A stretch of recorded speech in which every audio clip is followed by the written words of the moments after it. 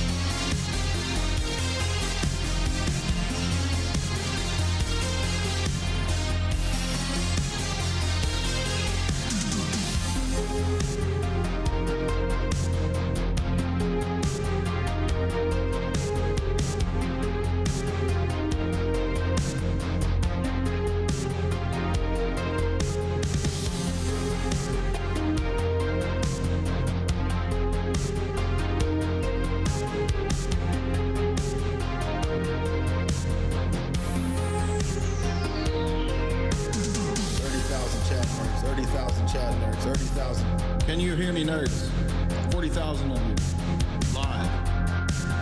30,000 chat nerds. Nerds! Are we live?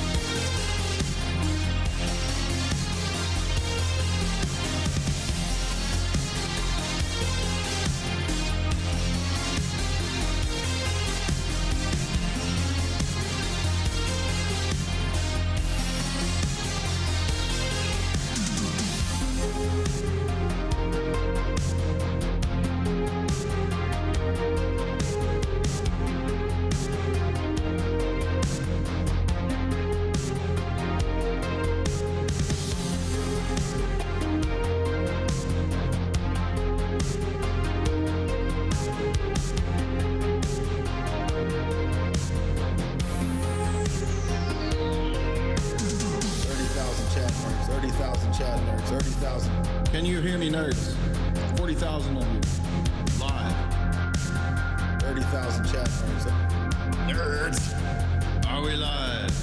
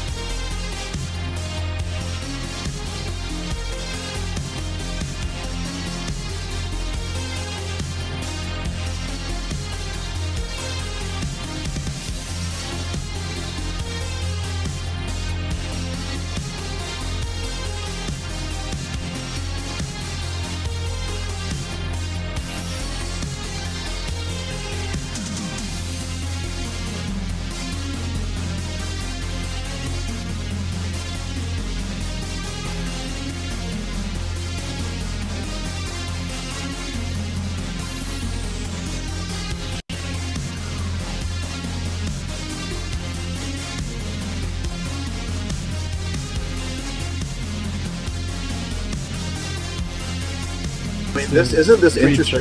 This is what the atheist has to fall back 30,000 on. Chad nerds, This 30,000. most absurd, hypothetical, imagined worldview, and that's because really the whole position is absurd and imagined. I mean, I'm arguing a very specific thing about transcendentals in this the world. machine I'm talking to you about are human beings. It's not an abstract. I mean, isn't this interesting? This is what the atheist has to fall back on. Is this most absurd, hypothetical, imagined worldview, and that's because really the whole position is absurd and imagined. I mean, I'm arguing a very specific thing about transcendentals in this the world. machine I'm talking to you about are human beings. It's not an absurd world. The world I'm talking about That's a is paradigm real world. assumption that you think humans are merely biological machines. Yep. Do you have evidence that I'm made believe of that you wrote anything your else book. than an atom, than a set of molecules? This is Do you have ridiculous. You evidence? believe you wrote your book. So your book was the work of JF and JF's mind, right? It wasn't the process of a determined machine, right? It was the process of a determined machine. It was the So process of you the didn't have neurons your in my ideas. mind. You What? didn't have, and you're not making your own arguments right now. They're just a chemical determined process. Absolutely. So you're not making arguments. Thank you. I've won the debate. All right. Bye.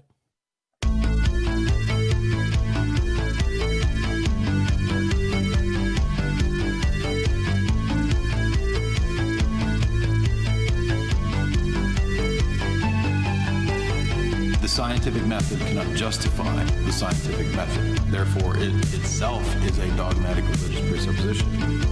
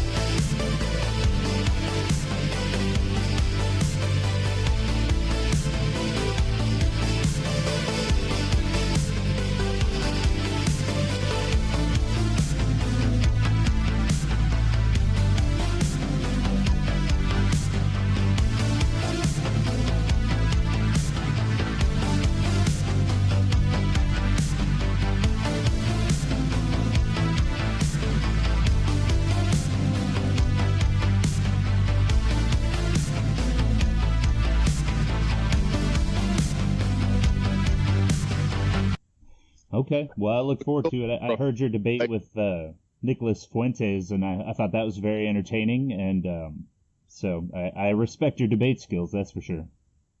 Well, thank you. I've yet to lose a debate, actually.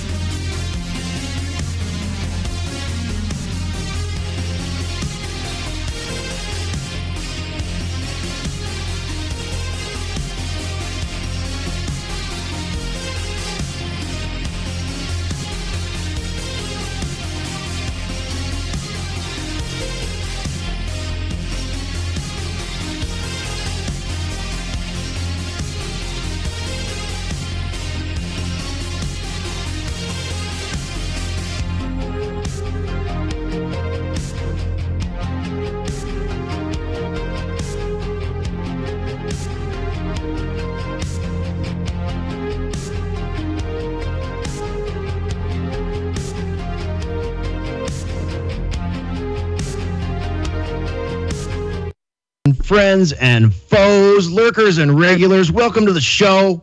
Boiler Room is firing up the feed once again, representing the Social Rejects Club and the No Friends Left Zone. We're streaming live on alternatecurrentradio.com, Spreaker.com, and simulcasting on the J. Dyer YouTube channel.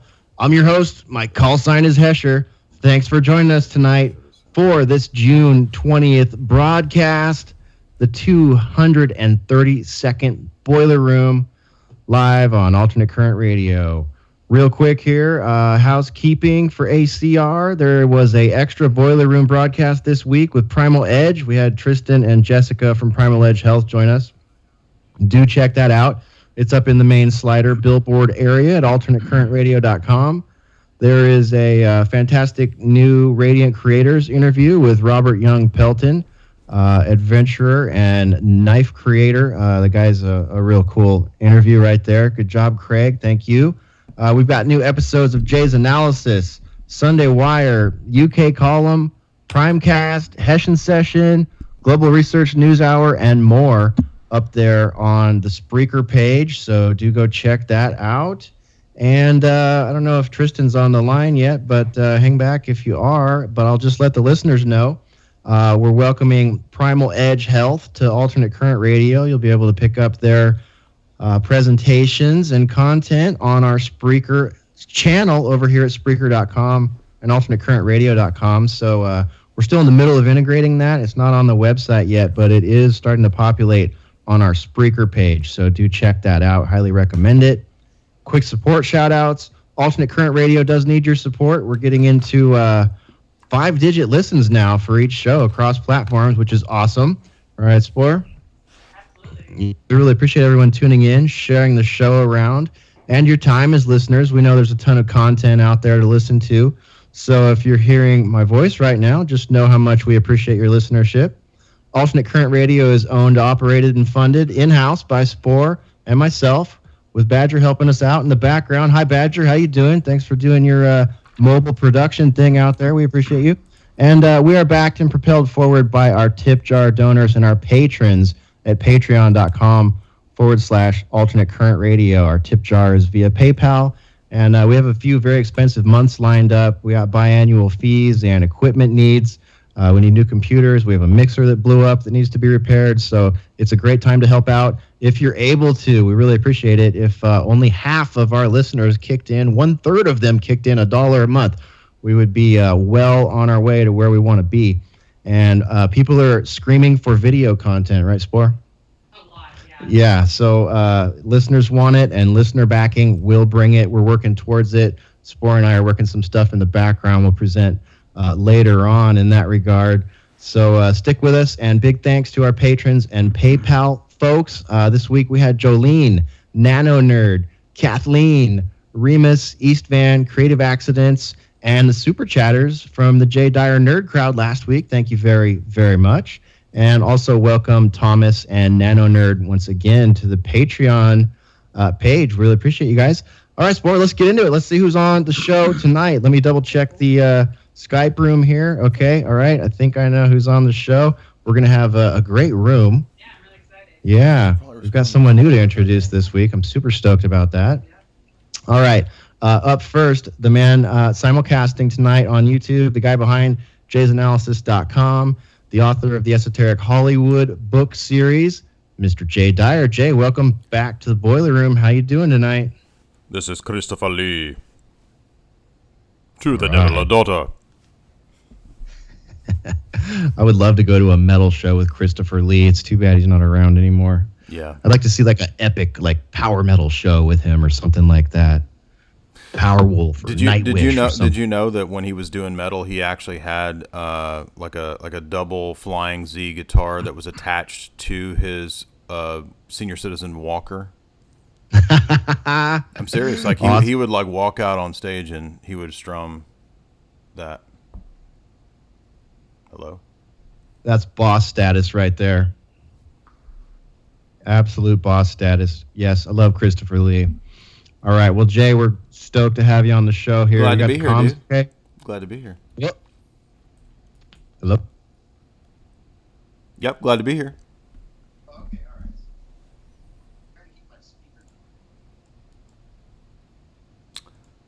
Well, too legit to quit. All right, already got super chats rolling in. Not sure why we can't hear the boiler room. The boiler room is always accessible. All these trolls in the chat are trying to somehow destroy the Jay's analysis live stream. So the rapture ends up being true. Hesher and Spore have been raptured. They're hanging out with Nicolas Cage on an airplane in somewhere. Some people are snickering.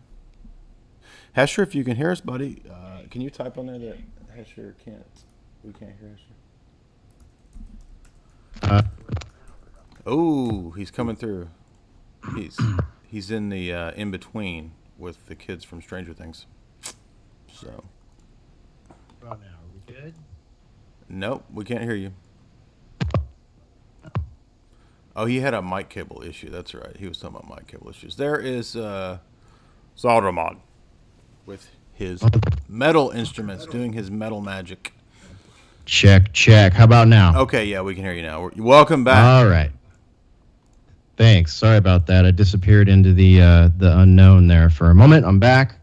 That's exactly what I was talking about when I was talking about supporter call-outs and needing new equipment right there. I need a new XLR cable. This thing is shot. Did your demon dog eat it? He might have. He very well might have. Rambo misses you, Jay. Yeah. No, he doesn't. He misses me because he wants me dead. He wants to eat your ankle. Could you? All right. Go ahead. Cool. Well, we're back. Sorry about that. My bad. My cable's bad. Okay. Got a thumbs up from Badger out there, too. All right. We're back. We're looking good now. That'll be fun to edit out later. But this is part of the fun of live radio. Yes, it is. All right. Well, Jay, once again, welcome to the show. Thank you. Glad to be here. I'll wait for Chris to leave. All right. Over to Benny Wills. Benny Wills, welcome back to the show. Benny Wills of BennyWills.com and the Benny Wills YouTube channel. Welcome, man. It's good to have you back on the show. It's good to be back. That was kind of a strange experience because I really wanted to talk, but I felt like it probably wasn't appropriate since I haven't been introduced yet. So it's a relief to finally have the privilege to speak. Yes. Floodgates are open. Weapons hot for microphone action. Welcome to the show. Stoked to have you back. I'm stoked to be back. That was tense for a moment. I'm glad you're back. I know. I'm sweating right now. All right. Okay. Let's see. Who else have we got tonight? We're going to welcome, hopefully his internet is functional. We're going to welcome Tristan Haggard of PrimalEdgeHealth.com and the Primal Edge Health YouTube channel. Tristan, welcome to the Boiler Room. What's up, guys? Yeah, I mean, you forgot to say foreign dignitary Tristan Haggard, but that's fine. Whatever, dude. Chilling. I'm glad my internet's back. Glad that Hesher and Spore did not get raptured and leave us all behind. And we're good. All right. Excellent. I'm getting a little bit of echo from your speakers there, so careful with those. Ride that mute. Thank you very much. All right. And it looks like Melissa and Aaron of TruthStream Media are maybe out and about. They're welcome to join us if you folks are out there listening. Feel free to hop on at any time. Same message goes to Randy J. Randy J, if you're out there and you want to jump in, you're on the call. So feel free to add yourself at any time. Okay, and that leaves for his premiere on Boiler Room, KJ Osborne of the Scariest Movie Ever YouTube channel. KJ, welcome to the show. Hey, thanks, man. It's really good to be here. I appreciate it. Yeah, we're really stoked to have you on the show. Big thanks to Benny and Jay for making the introduction there and digging your channel and looking forward to getting into some Boiler Room action with you. Thanks, man. Yeah, I've been friends with these guys for quite a while, and we were going to do a new YouTube channel because of the algorithm and it'd be like a prank show, but only on cats was the idea originally. I'm still down, guys, if you are. But anyway, thanks again, though, for having me. And hello, everybody. Nice to meet y'all. Absolutely. That sounds like a very safe channel, very safe and friendly. Well, just remember, KJ, that we've already decided with Aaron and Melissa that we're going to do only gay cat videos. That's safe. That way it's more social justice friendly. That's good. I like it. Yeah, rainbow lolcats. Mm-hmm. There we go. All right. Well, that leaves my beautiful and lovely co-host, the lovely Spore, the DJ Mastermind of Anarchy with Spore. Spore, welcome to the show. Thanks. Always happy to be here. All right. Great. Let me see here. Where's the button? What are we breaking ice with tonight, Spore? So this is a weird one, and it sounds like KG's already familiar with this, but this is totally like a clickbaity title here. Horns are growing on young people's skulls. Phone use is to blame, research suggests. Oh, my. So this is actually from researchers from University of Sunshine Coast in Queensland. They've been documenting the prevalence of bone spurs. It's actually bone spurs coming out of the backs of the skulls of young people. And like first when I read the title, I thought like maybe it had to do something with frequencies or something like that. But what they're concluding is it's because young people these days are being raised on phones and iPads, and they're constantly hunched over with their neck. It's like it's changing their skeletal bone structure. Oh, so it's like a kinesiology hunchback sort of thing? Yeah, exactly. So, I mean, we've talked about all the different ways that people are affected by phones, whether it's attention span or, the frequencies, things like that. But now it's actually affecting the physical body as well. Interesting. I think it's weird that they're fully attributing that to body kinesiology. I'd love to see the full body of that study, and it's kind of strange to me that they're not noting anything about radiation or signal absorption. Yeah. What do you guys think? Do we buy this? Could it be both, or is it a cover for radiation and signal? It kind of just seems like clickbait. I mean, when you actually look at the head and how your like traps kind of tie in the back of your neck there's so many ligaments and tendons, and there's a lot of musculature in there. And this definitely could be something, if you have poor posture, it's going to affect how the collagen networks grow all around your skull. But I don't think people are really growing horns. This seems kind of ridiculous to me. When you look at who's publishing it's like Fox News and shit. It's clickbait. No, Tristan's full of it. I have a picture of Harry Potter on the screen, and Harry Potter has 2 horns. So you're refuted. Sit down. Refuted. I have not actually seen that movie. It's called Horns, right? Oh, I thought it was Harry Potter. I don't know what it is. Well, it's the same actor, right? Well, it is, yeah. Okay, well, I don't know what Horns is. I don't follow Daniel Radcliffe like I follow Robert Pattinson. I do follow Robert Pattinson, but not Harry Potter. Well, Robert Pattinson does have that beautiful sparkly skin, right. So, So, yeah, that's why I follow him. So, anyway. All right. What do you think, KJ? You read the article. What do you make of it? Well, with me, I was raised on equal measures of religion and science fiction and the creepiest, bloodiest horror films you can imagine. Like my dad was kind of in both of those worlds. And so, I even went to film school, for horror and science fiction. My degree's in screenwriting, so I wanted to write this kind of stuff. So I just have a big imagination anyway. And, I covered this story a few days ago, but as I'd mentioned before we started, that they were pitching it as, something else, growth or whatever, is appearing on the back of their necks. And then today they're saying it's horns. So my imagination immediately jumps to, what if people are literally manifesting into the monsters they've become, because of technology? Now, I'm not saying that's what's happening, but, the writer in me thinks it's interesting. It's definitely interesting. And even if this is clickbait or something we can't describe, we can certainly say that technology is affecting young people in a way where their behavior can become somewhat, maybe demonic is too much of a stretch, but at least becoming some sort of different kind of human that we've yet to see yet. More human than human. Right? Well, speaking exactly to what you're saying, there's literally like a culture on YouTube of this kind of behavior. It's called public freakout videos is one term they use. And I got into a thing for a while. I was watching a lot of them. It's just people holding their cameras and recording, crimes and things like this happening as they're going on. And, I realized after a while I was becoming just a consumer of this and a watcher of evil. And it's unfortunate because, again, just, nobody really wants to get involved. They just want to get the footage. They want to get those likes and clicks. True that. No kidding, man. Well, they're not even involved in the real world at that point, right? They've got this literal technological barrier in between them, and then their psyche is constantly attached to that. So they're not even seeing the world through their own eyes. They're seeing it through the filter of what they project all these people that are liking and giving them their dopamine hits are wanting, right? So it's this double layer of illusion. It's very demonic. Yeah. Definitely. The horns make sense, definitely at a literary level. But it's when you look at how people's posture is in general, all hunched over in these, tortured positions, like they're being literally oppressed from above them, like they're carrying so much weight on their shoulders all the time. The head is tilted forward, and the brain doesn't get proper blood flow. So it's definitely, there's the smartphone. It's like this slow torture device in many ways, and people's bodies are being harmed. Their eyes as well. People don't talk about the damage to the retina from all this technology. We're constantly staring at this stuff, and it's just literally destroying the cells in our retina.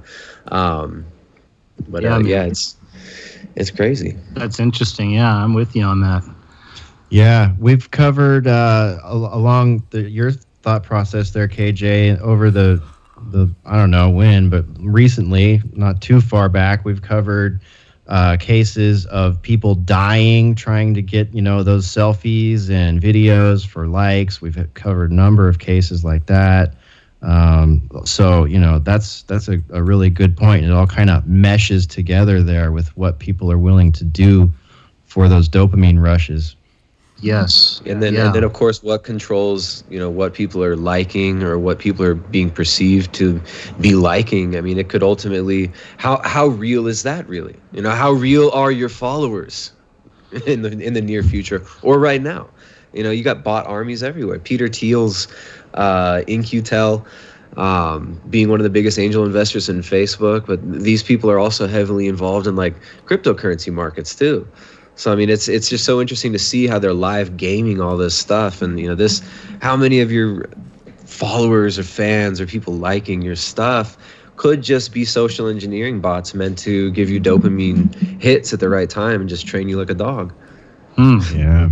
Interesting. Well, you do have to click the bell, Pavlov's dog, right? You always have to remember to click the bell. Right.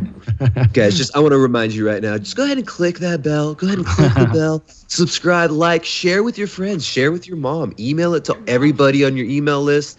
Make sure to subscribe to Jay Dyer on YouTube as well. Okay. Yeah. Benny, what do you think, man? Are people growing horns? What's the deal? I'm trying to figure out what to say about it because I didn't know about this and I don't have a point of reference. I feel like I would need to know more details before I can give an opinion because it's strange. And, whether it's clickbait or not, it weaves into the tapestry that's being woven as we speak. And that's a really interesting idea to put in people's minds, whether it's real or not. But I'm wondering, do they say in this article how old the kids are or how many they've seen have this issue, or if it's if it's a calcification, if it's a bone, if it's actual bone, or if it's a tumor? I just am really confused and I need more information. They're trying to say it's a bone spur, but I agree with Tristan. I have a hard time seeing how bone spurs can grow into horn-like objects from. Especially it's like a normal thing in the back of your head, in the back of your skull, in the middle where it ties into the neck there, and your trap muscles tie in through the neck into the back of the skull. There's like a little dot back there. You feel that, like in the back of your head. Yeah. There's kind of a little round spot. In a lot of people who have really poor posture, that's going to get all gummed up with stuff. Imagine your head's 6 inches forward. You're having to carry it with the back of your neck there. Right, so you're going to be using all these deep tissues in there and create all this collagen where you wouldn't normally have it. Like people who have messed up elbows, they'll have like a big, gunk in part of their elbow that they can't really push through. It's kind of the same thing. It's calcified tissue. So it's from using the phone, but it's also from sitting in desks. You sit in desks in schools all damn day, and everyone's head's hanging down, and you don't move around during the day. That's part of the education process too, though. It's physiologically breaking the creature. They see you as animals. Man, I was thinking physiologically break you. Oh, I didn't mean to cut you off. I'm sorry, man. I just wanted to add something. I would just ramble, dude. Cut me off. Well, I was feeling the same thing, and I was even thinking about that, about how so many people, with the job industry being what it is, so many people have to get these jobs where they're sitting in desks for 8 hours a day. And I even saw one of those memes where it showed evolution, and it showed man evolving into a guy sitting behind a desk, you know. So then you have The Office, you know, one of the most popular TV shows ever existed. And I think that's because it really connected with so many people that are living those kinds of lives. It didn't make it any better. Maybe it took the pain away for half an hour or something. But ultimately, I think there was a lot of truth there, you know? Oh, yeah, I agree. Oh, I see. The link comes from Washington Post. Yeah, so it's All suspect right off the bat. interesting. That's like National Enquirer, so we can't really, you don't know what's the deal there. But it's interesting that they're choosing to plant that in people's minds, whether it's true or not. It's an interesting tactic, and it fits right into, well, I think KJ's idea of the B system. Mm-hmm. Yeah, horns and whatnot. Oh yeah, I'll probably be putting this in a video. I'm sure that part right there. Definitely. Jay Dyer, what do you think, man? About what? About growing horns. You want yes. some? You want a set? I see you look at your phone a lot. Yep. That'd be bad for your image. Look, it looks like there's a rare phenomenon where this occurs with old Chinese women, unless these are all fake pictures or something. And I've seen that. Yep. Yeah. So, but I don't. It does sound clickbaity, but I think all the EMF soup that we now live in, especially with all the 5G that's coming, I think we're going to see all kinds of radiological mutations and weirdness, and you know, cancer rates exploding. That's what I think it's partly designed to do that. Oh yeah, fertility rates and stuff too. Right. Exactly. That's why the iPads that they give to kids when they're like 2 years old, the radio antennas, they're on the very back of it, right where they put it on their genitals. That's intentional. Yeah, that hurts. Do you guys have EMF readers? I don't. I would love to have one. I just bought one, and I've been EMFing everything just to get an idea of what's going on so far. Worst offender was the oven, the electric oven. Wow. But that's also. But then I had a moment where I was like, well, it's on right now, so maybe it's actually the heat from the oven. But other than that, the trackpad on my laptop, it was the biggest offender. I mean, it was blinking red when I went over my, just the trackpad. The laptop itself was emitting frequency, but the trackpad in particular was emitting the most. Weird. Yeah, and then things like we have a Wi-Fi extender in our trailer. That thing was pretty hot. The iPhone charger, the battery for my computer, the battery for my laptop was also very, very active. Yeah, I mean, the microwave that we don't use. It's interesting. We keep the microwave plugged in just so we can have a clock, but no more because it's emitting frequency even when it's turned off, or even when it's not in use. So we unplugged it immediately. But, that's disturbing. I'm glad you brought I never heard that. Because we use ours that way too. We never turn it on, but we use it for the timer and the clock. Yeah, we put our phones in there at night, and I guess we still will, but now it's unplugged. So yeah, because it was definitely one of the hotter things in the trailer. And we live since we live in a travel trailer, it's almost like being in a tin can. So we want to keep the frequencies out as much as possible. Mm-hmm. Yeah, you're in a giant human microwave already. True. And we're living on property where we're not too far away from a smart meter, which is also very unsettling. Yeah. Ooh, yeah, I know. I used to have a smart meter right on the outside of my office room in a previous abode of ours, and I got headaches and all kind of crazy stuff. That's definitely not tinfoil hat land conspiracy stuff. It's real for sure, and some people are more sensitive to it than others. Yeah, have you seen any of those videos on YouTube where people are taking their phones and they're filming palm trees near those 5G towers, and you can see how the palm trees are decaying and dying? Ugh, creepy. Yeah. Just throwing that out there. It's depressing, man, knowing that 5G is coming and there's like not a whole lot anybody can do about it. Yeah, and it's hard to, You know, I mean, I'm not a super political guy, but sometimes it's hard to have to point this stuff out, you know, that, I mean, I'm not crazy about the idea that Trump's, you know, for the 5G thing, and it makes me wonder what's going on, you know? Mm-hmm. Yeah. Yep. Yeah, not cool. Just not cool. They're going to have so many of those repeaters everywhere, too. They're going to be outside people's houses. And what do you do if you bought your dream home and all of a sudden there's a big 5G right outside your kid's window or something like that?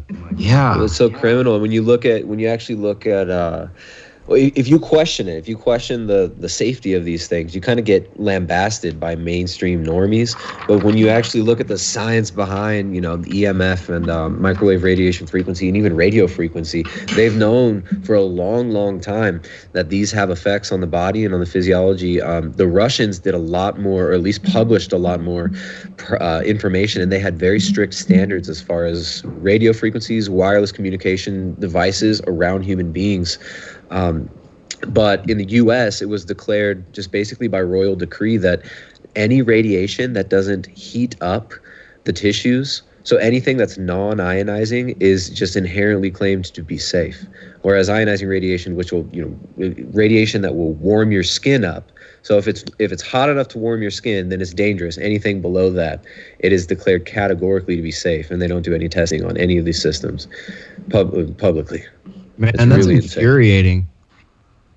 It's not like we need this. I mean, it's amazing how fast these 4G speeds are anyways, at least in most locations now. So, I mean, if anybody wants to learn a little bit more about this stuff, sorry to interrupt, Hesher, but I just wanted to drop this book. It's called The Body Electric by Dr. Robert O. Becker. Yeah. That really interesting. And the Cross Currents is another book to read. But yeah, The Body Electric, that one will give you an idea of how important electricity and magnetism are for human physiology and just for your body's ability to function. And if you start changing stuff all around, your body does react in very profound ways. Hormonally, we're going to probably see a lot of skin type issues with the 5G rollout because millimeter waves affect the skin, the epidermis layer, really specifically the water in the skin. So, it's criminal what's going on. And I wish more people would talk about this. It sucks because when you talk about it, you have to get kind of upset because it's really freaking upsetting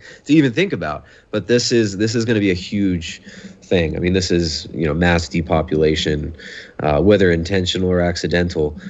This is going to be very harmful to a lot of people. Mm-hmm. Yeah, and it's going to be one of those things, much like cell phones, where we don't really know exactly And there goes the cord again. This is Jay Dyer from Jay's Analysis. And check. You see that's a kitten being microwaved on the screen, and that's my book, Esoteric Hollywood, Sex, Culture, Symbols, and Film, which you can get at Jay's Analysis. Signed copies in the shop that became the basis for my TV show, Hollywood Decoded, available at Gaia TV. You can watch the full first season there. And while Hesher fixes that, we got a couple super chats I'll read. Am I back? Okay, go ahead, Jay. Go ahead. I think I'm back, though. Yeah. Rachel Wynn, 199. She says, hi, just a shout out. Hi, Rachel. John Gorras, $5. Were Dagwood's multi-deckered sandwiches degenerate? Yes, they were. And they were filled with degenerate secret sauce. But thank you, John Gorras, for that $5. Allie Good, $5. Thank you, Allie. Much appreciated. David Haka, $199. Thank you, David. No comment there. Ortho Nat, $20. Not to sound like internet Indian cat caller, as this is probably the wrong place to ask. Well, you already sound like Indian internet cat caller, bro. But Jay, do you have any advice for those trying to find and marry a trad Orthodox wife here in America? A content idea on Orthodox courtship, maybe. The best chance is to find a girl in church, or find a Protestant girl that you could convert to Orthodoxy. That's your best chance if you are Orthodox of finding a wife, Ortho Nat. But thank you for that $20 super chat. Appreciate that. G-Dub, $10. He says, last week's Boiler Room was profound. You guys are the real deal, yo. Yes, we know. Thank you. I need a wife, Jay. Here's another guy. Please start an orthodox carnivore dating site with gold-backed cryptocurrency. The future is feline. Well, bro, I've already established a Soviet-backed cryptocurrency, which is how Putin pays me for all of my propaganda. But like I said, G-Dub, the same reply for you applies to Ortho Nat. Tanner Nielsen, $2. Longer or shorter versions of Ignatius's epistles? I think Ignatius's epistles are probably okay in either version, but I think the shorter ones are typically believed to be the more legitimate versions of the post-apostolic writings. So definitely check out the shorter ones to be sure, but it's possible those longer ones are legit. Anyway, back to you, Hesher, since you're here. All right, I think I'm back. I'm switching to Spore's microphone, actually, so that stops happening. I don't know. How's this one sound? Does it sound all right? Yeah, you sound good. All right, cool. Well, sorry about that, everybody. Okay. We will get a new XLR cable, even if I have to street walk and sell my body to do so. Mm. All right. Well, you're not going to get much from that. Yeah. This broke down old thing. All right. Excellent. Well, it sounds like it's almost the boiler room love line tonight. We got a couple of those out there. Good luck, fellas. I hope you find what you're looking for. Mm-hmm. Yeah. All right. Well, let's get away from horns and cell phones here. And I think the horns got the guys horny. Sorry, say ahead. Say the again? horns got the guys horny. Oh, yeah. Got them thinking. Yeah, we just NLP'd you folks. Yeah. All right. Well, what's going on with Libra crypto? Are you guys all hip to this new announcement from Facebook? They put a new white paper out about Libra crypto. Yep. I'm interested to hear. I don't know much about all the crypto. I'm interested to hear about it.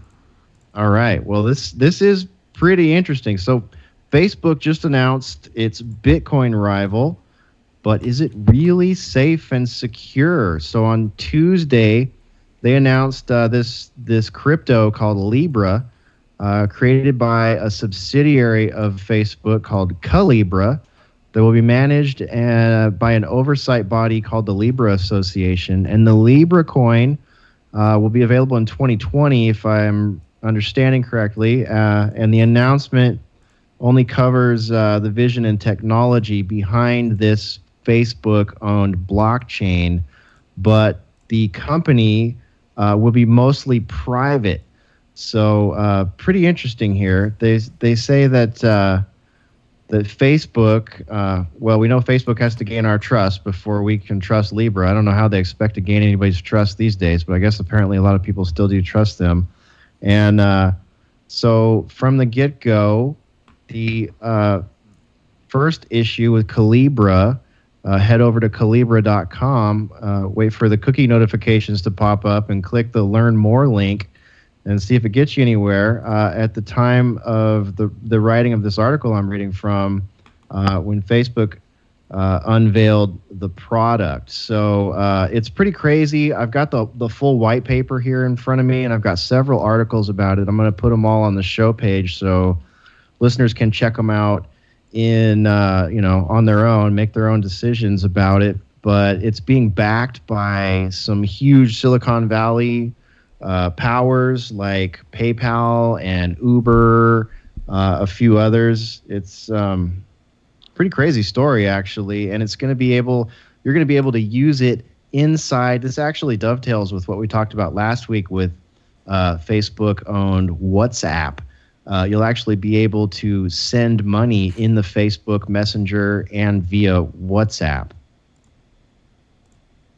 Yes, and as I was reading about this today, it said that part of the reason that Facebook wants to do this is to make sure that migrants who are of dubious legal status are able to get access to free government money. So you can begin to see how this is a social engineering tool. And now I wonder are they interested in sinking Bitcoin? I hope that this fails if that's the case.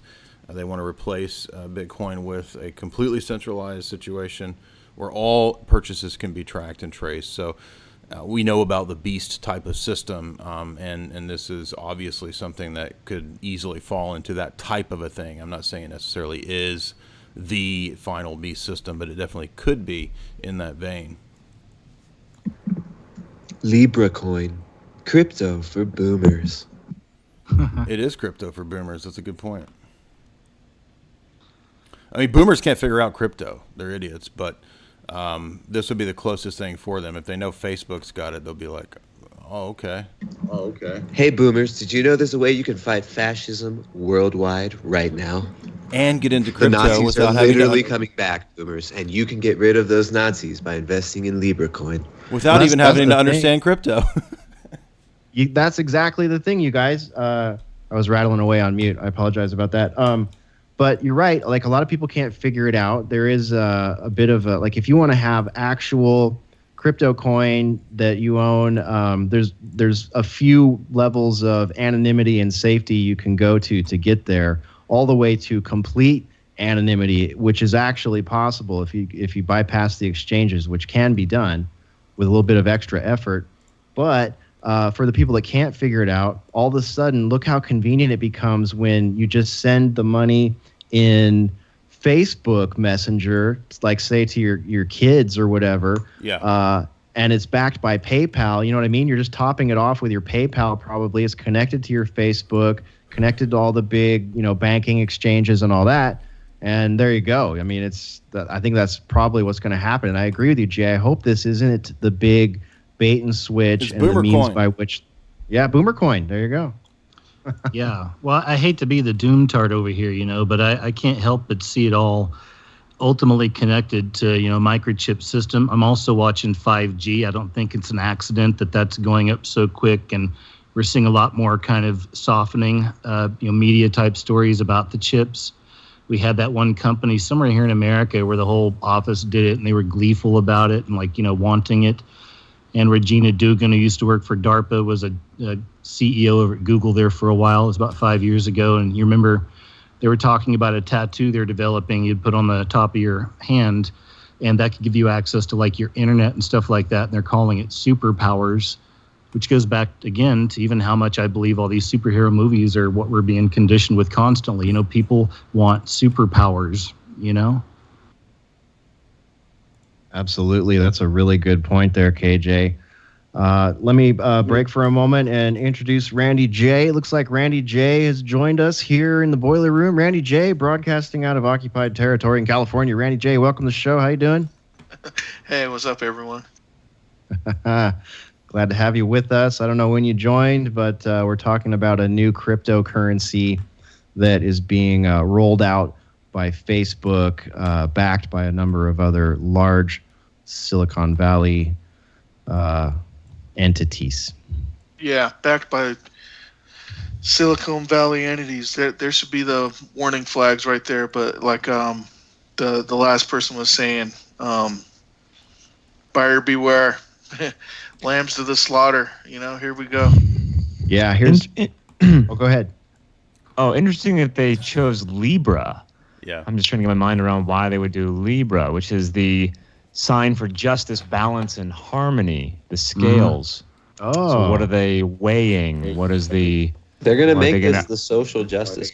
It is, yeah. The press releases talked about it like it was this social justice victory. Finally, we're all going to have equality in economics, which is absurd. Exactly. And that's why I made the joke earlier of selling boomers on the idea of funding the revolution through buying in Libra coin, because they're going to be able to go into countries. So, for instance, all right, so you can't really buy goods and services via PayPal in Ecuador, right? So if you go online to these Ecuadorian companies, there's usually no online shop. You got to call the store, have it shipped from them. You got to deal with them basically directly, and you make bank transfers to pay for it.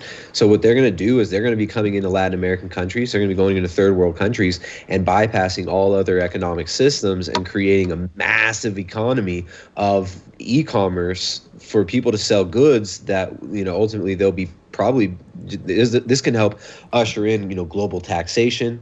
on so-called cryptocurrency, and a fake decentralization, which the globalist model for the global economy is decentralized, right? They talk about this in all of their writings. They don't want this monolithic, central. They're not going to have a world White House. They're not going to have a central building where this is all run. It's going to be done in a decentralized way through cybernetics, through behaviorism, It's like through economics. It's like the update for microloans. Microloans was a scam that was invented by a bunch of people in the nexus of the Clinton sphere. And the idea wasn't really to help poor people. It was actually about giving microloans to women so that women could actually be independent from having a family. And if you look at the way the NGOs and the think tanks and foundations operate in all these other countries, that's actually what a lot of this does. Like if you look at the way the Rockefeller Foundation promotes women's rights and women's education, when you read a little bit deeper into what they're doing, they're actually trying to make women independent from men so that they won't have kids. That's the whole point of it.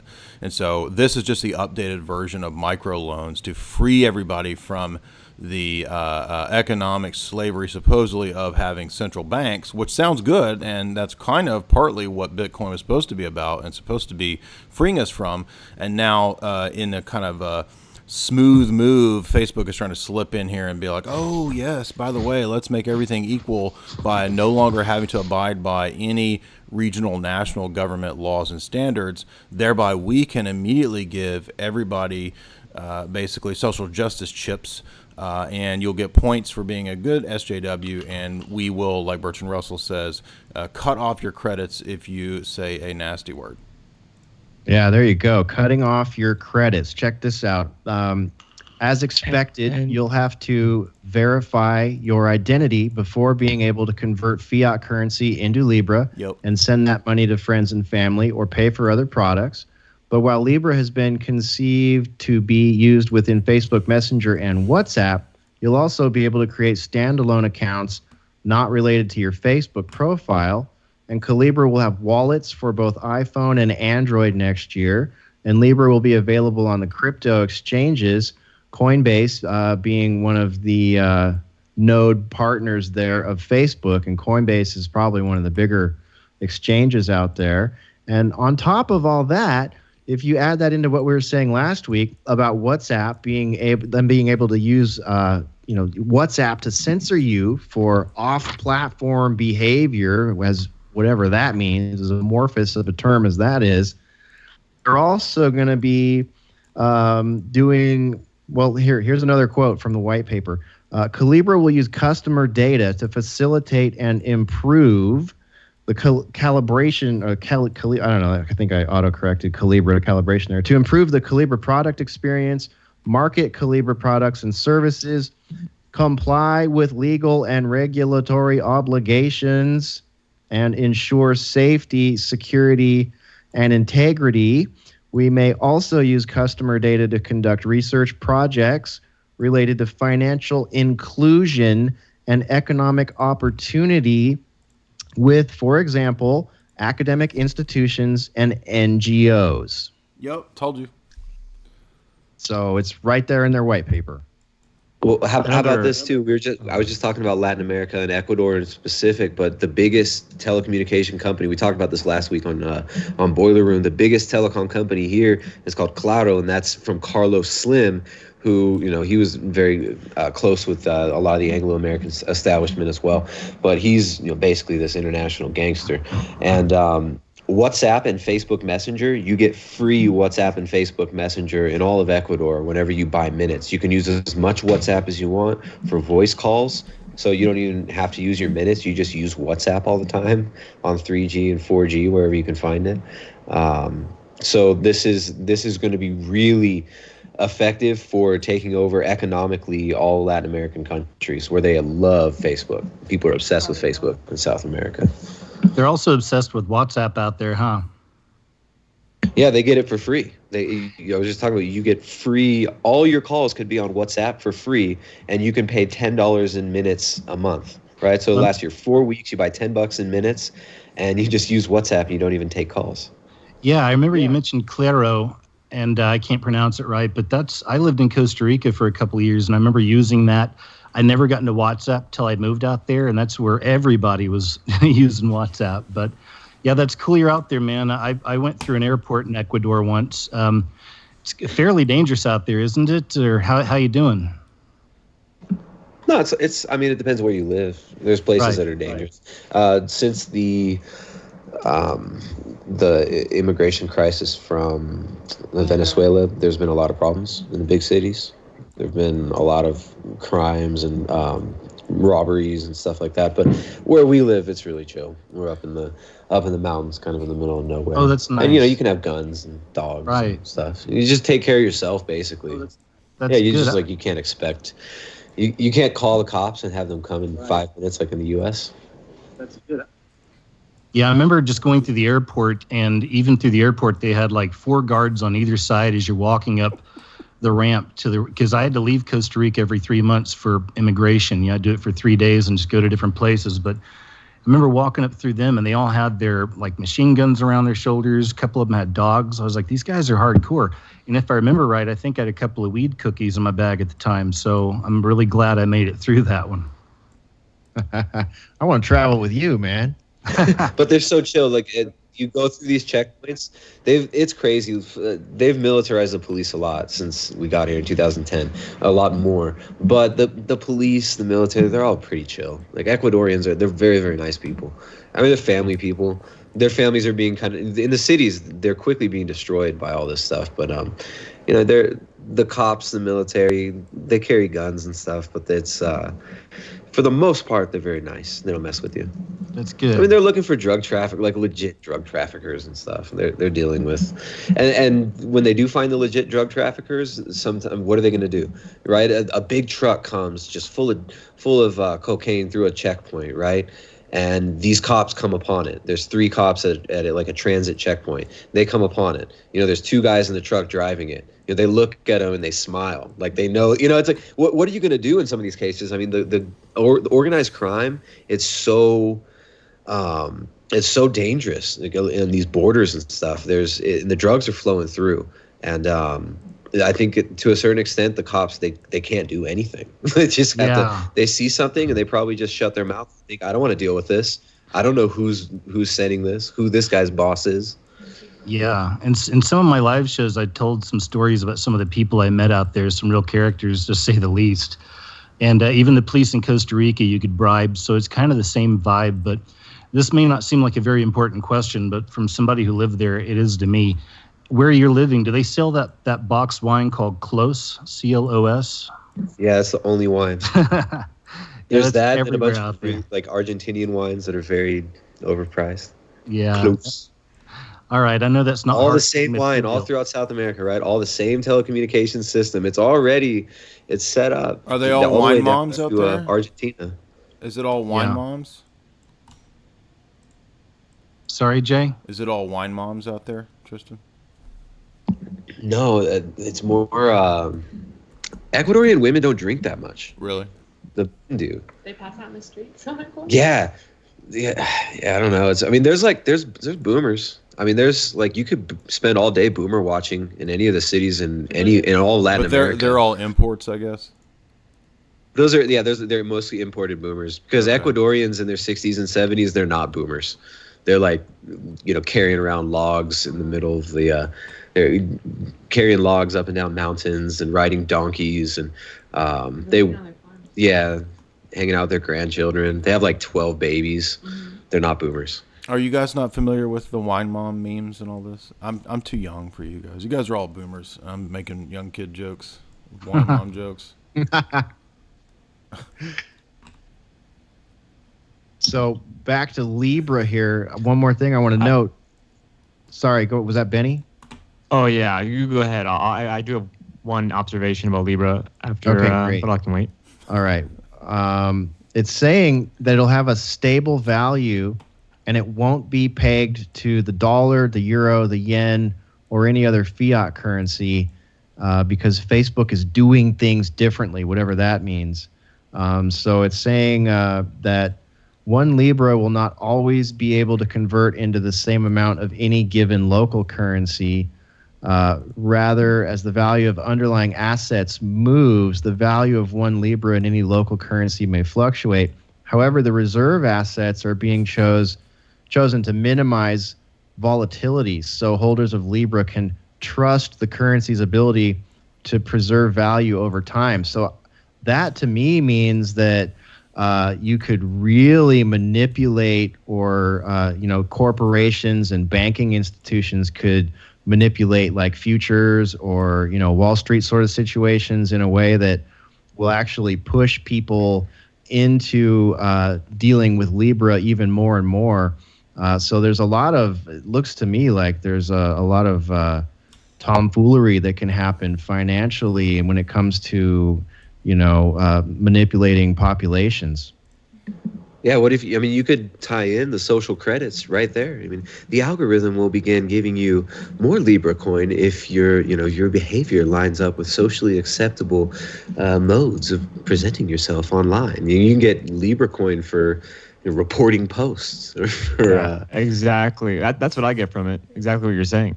Since it does represent justice, balance, and harmony, Facebook is already, showing that they will choose a side on particular things and choose to censor people. So they'll just be the dictators of justice, balance, and harmony, how they see fit with this. So they can just turn people off, just like the social credit system. But that wasn't my. People are so obsessed with money. So it's like you're tying in. You can cybernetically control people's dopamine response with one of the most powerful tools, and it's just money. Just constantly, like everyone's gambling all the time with their social interactions and vying for social credit points. Which is my problem. My problem with all the alternative social sites to things like Facebook and YouTube are the crypto value that they attach to it. That's always my issue with things like, what is it called? Steemit, DTube, Minds.com. They add incentive for posting, and I just think that adds an extra layer towards people's, dependency and need to post that, muddies the waters. But that aside, I think it's interesting. I used to when I was first waking up, I was going through a new age phase, right? And before I started calling God, I called it the universe, and I was really into astrology. And if I'm not mistaken, the ruling planet of Libra is Venus, and Venus is the morning star, and the morning star is Lucifer. Just an observation. Yeah, that's deep. I like it. Never going there. They choose all this stuff for such specific reasons, and there obviously is an occulted aspect to all of the power structure. So I can't help but go there when I read Libra. Why Libra? Why Libra? There's on my phone. A multitude of reasons. I'm sorry, Benny. There's a slight delay. I didn't mean to step over you, man. Oh, you're good. Well, I jumped on my phone, looked up Libra as well, and one of the first things I saw is it does some kind of a transition, the constellation or whatever. It does some kind of a transition from October 31st, Halloween, of course, to November 22nd to 11/22, the twins. So, yeah, there's something there. It might be worth definitely digging into in the future. She's supposed to be the female personification of justice. So when you see Justice being blind, holding the scales, that's actually Libra. She's Lady Justice. So, and it is Venus. Benny, you're right. And what I think it's supposed to mean is that if you think of AI and the way AI is always spoken of as a woman, in fact, even in the science fiction, they always speak, because it's the matrix of the womb, the matrix of the mother. So they're tying AI to the idea of the feminine and the idea of the social justice and the new age, the Aquarian age. So in other words, this is kind of bringing in the new liberated age that's going to be based on supposedly social justice and being run by AI, which is basically this kind of goddess system. And that's why it's always a woman, whether it's Ex Machina or whether it's Resident Evil with the Red Queen. The AI is almost always, Skynet is pictured as Helena Bonham. Oh, wow. Helena Bonham Carter. Sophia. Or exactly. Sophia, the citizen of Saudi Arabia. Right. Yep. Yeah, that's good. Great point. Yeah, there's some crazy esoterics going on here just with the name. I'm sure there's probably something to their symbol too. They have a triple wave. I'm not sure what that would relate to, but I bet one of you guys might have a thought on that.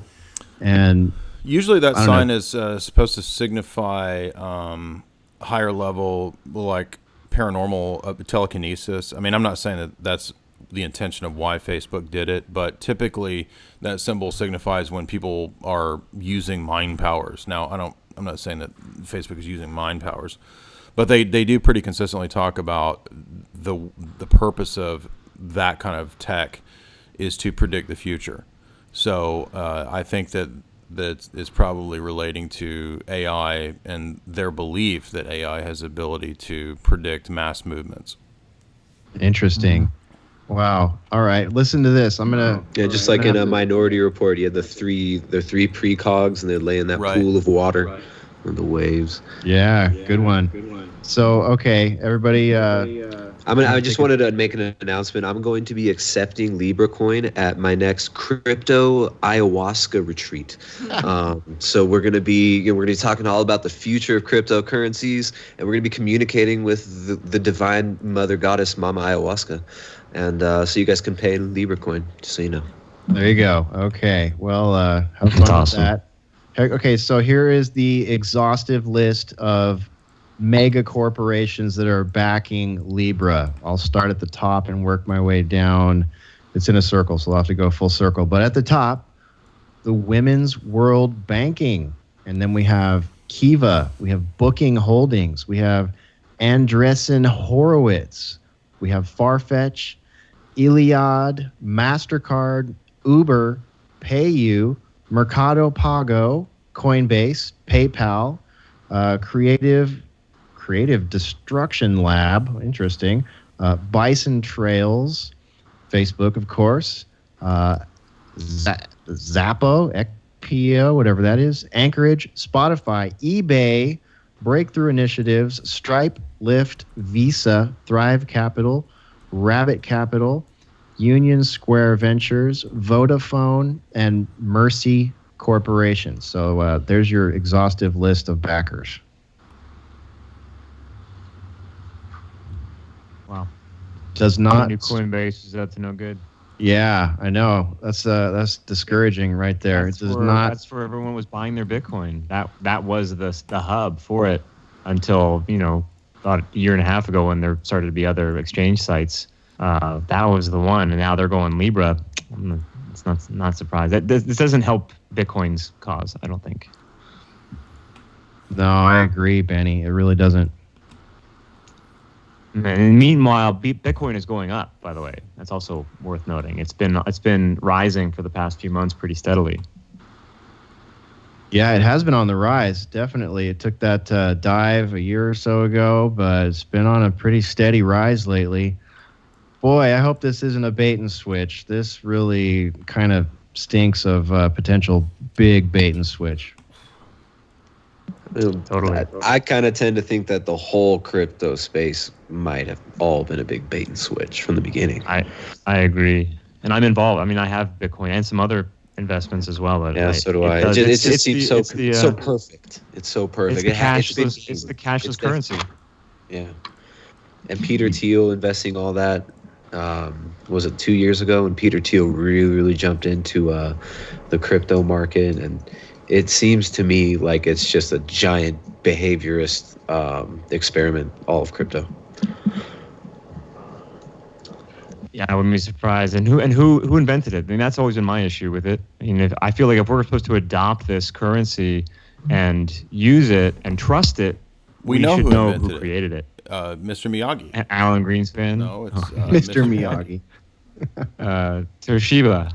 Yes, that guy. And who's also AKA Alan Greenspan. AKA Mr. Miyagi. Pat Morita. That's the real Mr. Miyagi. I don't know. When I heard you read the legalese about this Libra Hesher, it's actually one of the freakiest, worst things I've heard on the news front in a while. I know, like.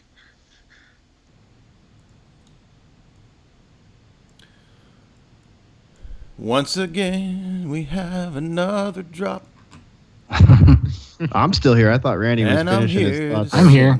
I'm here too. I'm gonna. No, I just finished it with Me No Like.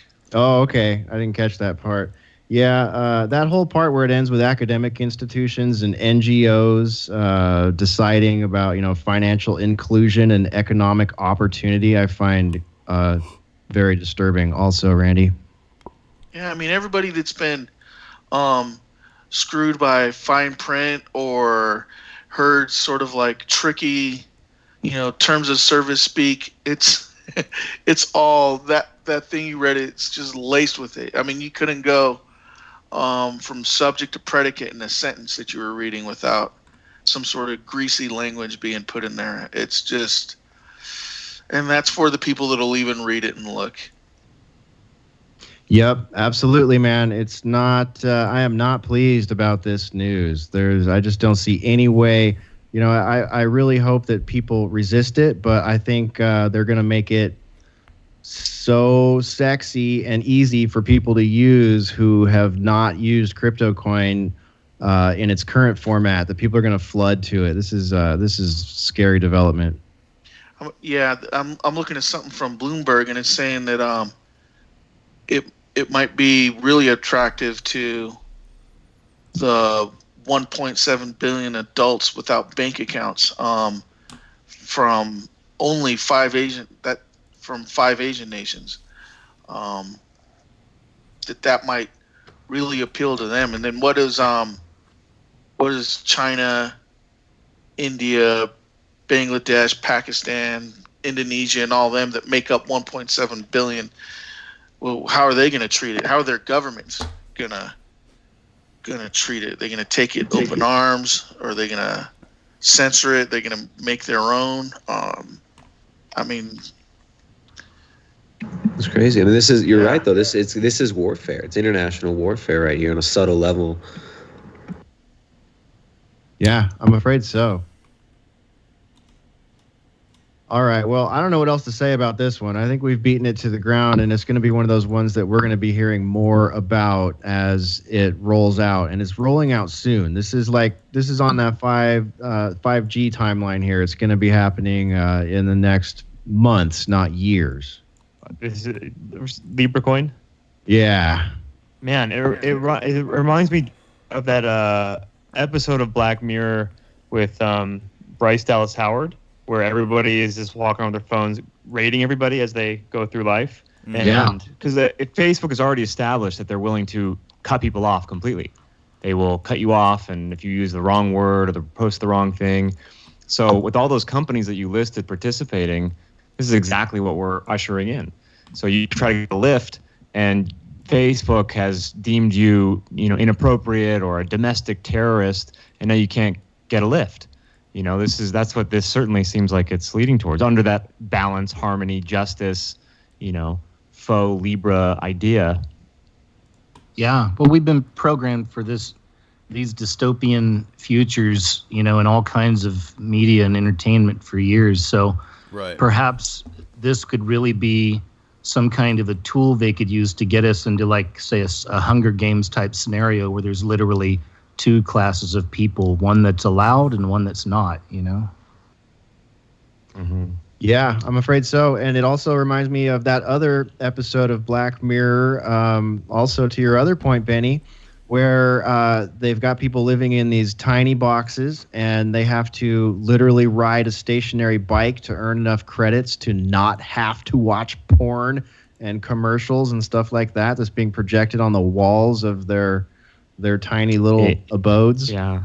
18 million merits or something, I think that episode's called. That's the one. And the best thing you can possibly achieve is the opportunity to be on American Idol or some, similar singing show. I just watched, the last 3 days, I watched the newest 3 episodes of Black Mirror. I don't know if I just was naive and didn't see that the show was probably corrupt from the core from the beginning, but these last 3 episodes were definitely not there to do good. I mean, they were pretty bad and pretty blatant in their agendas. Wait, and that's on like Netflix? They have something unwholesome? Yeah, imagine that. Wow, I haven't seen that yet. I've seen all the other ones, but I haven't seen the last 3. So you're really feeling kind of a different heart now, maybe behind the show, because it had seemed to have decent intentions. However, it's turned out to be a massive tool of predictive programming, it seems. But go ahead, man. It's because Netflix took it over. Right. Yeah, it's well, Miley Cyrus is one of the stars of one of the episodes, and it's almost like an True Hollywood story about Miley Cyrus. But and in one of the other episodes, since we're talking about Facebook, one called Smithereens, which is the second episode of the 3, it's about a guy who's so grief-stricken over the loss of his wife, who he was responsible for the death of because he checked his phone when he was driving, because he got a Facebook notification and crashed the car, and she dies. And so what they show in the episode overall, I think, is that Facebook has predominance over all aspects of life. So they're able to override the police. They're able to override the FBI. They have absolute control, so that these other mechanisms are turning to Facebook to, get their information and also take orders. And that's a really interesting. I mean, that was the most interesting thing about that episode, and that was probably the best one of the 3, I think. Yeah, I agree, Benny. We just finished them also, and that one I thought was probably the most profound. The Miley Cyrus one was very much in the vein of, what they're currently touting as, up and coming awesome technology where they can scan your brain and upload you into a cloud. And we had a really great conversation with Melissa Dykes about that, who is joining the call right now a couple episodes back. Melissa, welcome to the Boiler Room. Am I coming through? Yes. I might be a little echoey. I'm in a weird room. Nah, you sound fine so far. You're doing a lot better than me tonight. I'm having all kind of problems over here.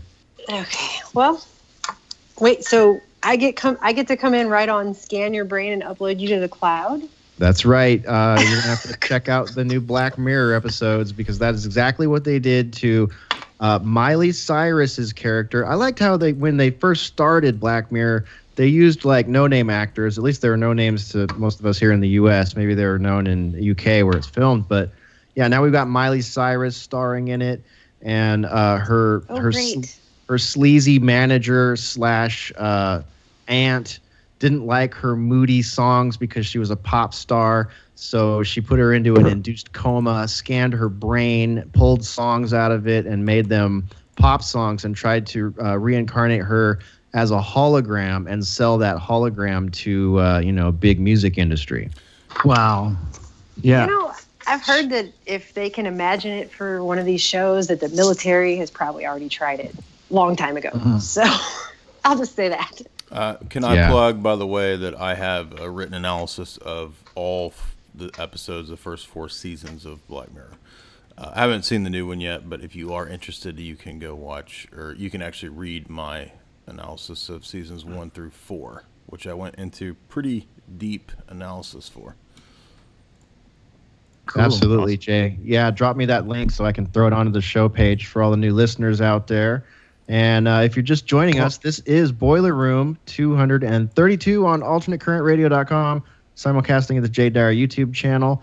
And tonight, I'm your host, Hesher. I'm joined by Melissa Dykes, The Lovely Sport, Randy J, Tristan Haggard, Jay Dyer, Benny Wills, and KJ Osborne. Welcome to the show, Melissa. That's the group tonight. Benny, you were about to break in there. What are you thinking? Oh, well, that's probably good that I didn't, because I'm if I do go on about this episode, it will spoil the whole thing. So I'm not sure if I should, because it is. I mean, I don't know if people are okay with me giving spoilers to that Miley Cyrus episode, but there are some things that are very strange about it that are of note. Obviously. Yeah. I agree. I don't know about the listeners or the rest of the room. I don't really mind spoilers personally, but some people are touchy about that. Well, then I won't. But there are some interesting things to keep an eye on. Like that aren't spoilers. Her dad is her biggest fan, who's the other main character in the episode. Her dad is an exterminator specializing in catching mice. I think it's really significant because she ends up having some interaction with the car that he drives, which is decked out to look like a mouse. And she, of course, was a Disney kid, and she ends up utilizing this vehicle, and it takes her somewhere. And there's a whole darkness and light dichotomy in the episode. It's really fascinating. In fact, I'd love to hear your analysis of it, Jay, after you see it. Yeah, Jay Dyer's going to have a field day with this one. There's so much going on in these 3 episodes. I can't believe they only made 3 episodes and try to call it a season. I mean, it's just getting ridiculous. They probably spent so much time they all on have Miley Bandersnatch. Cyrus? All 3 episodes are No, Miley Cyrus? just the 3rd episode. The only one I I've might seen catch is a the Miley one with, virus if I watch that. I don't know. Yeah, you might get a Miley virus. Go ahead, Randy. I was going to mention the only one I've seen. I don't know if it's part of the season or if if it is its own thing, and that is the one with like the choose your own adventure one, Bandersnatch they call it, where you're watching it, and I got the Fire Stick, and it's like you move it to the left or the right, and it like changes the story as you go. It's like a choose your own adventure Black Mirror movie. I think Black Mirror is the same people that put it out. It is, yeah. Everybody said it sucked. I didn't watch it though. It was pretty bad. It's also, I mean, it's all, they're showing you how they brainwash you. And they show you how to, I mean, it's first of all, it's a data mining operation, totally, the Bandersnatch. And they are showing you how they mind control people. It's a whole episode about mind control. And Didn't how you mention we that make they upload her decisions. to the cloud too? They upload her to the cloud, like the Starlet in the series. Yes. In the Miley Cyrus episode, yeah. I didn't watch That's kind of Bandersnatch because interesting. 20 people told me to. That's often a good time to not do something. I know what you mean. That's my usual criteria. But yeah, I was just bored as heck one evening or whatever, and completely on a whim watched that thing, and it was just weird. But I wonder if that might be another avenue of media that people might get into, is like some sort of, you tell the actor what to do, or it was basically literally reminded me of a choose your own adventure book from 1980 something. I think it masqueraded as that, but it was actually, it almost was like Netflix admission to people subtly that they are in control of your thoughts, and they're actually funded by the CIA. I think it's I think that episode was an experiment. Well, they kind of like to just rub these things in people's faces every once in a while too. It's put it right in front of people's faces, and people kind of get off on that. Like psychopaths get off on telling people what they're doing while they're doing it to them. It's a power trip thing. Sure, really I definitely see that. I just finished a series called Nosferatu. Have you heard of this? Mm-mm. It's the book was written by Joe Hill, Stephen King's son, and they developed it into a series AMC. And through certain sites, if you pay or whatever, you can watch the whole season now. So anyway, I finished the season, but even with that, it's like the more awake you become to the symbols and just the things that are running the world or whatever, you just can't escape it, And this was just another example.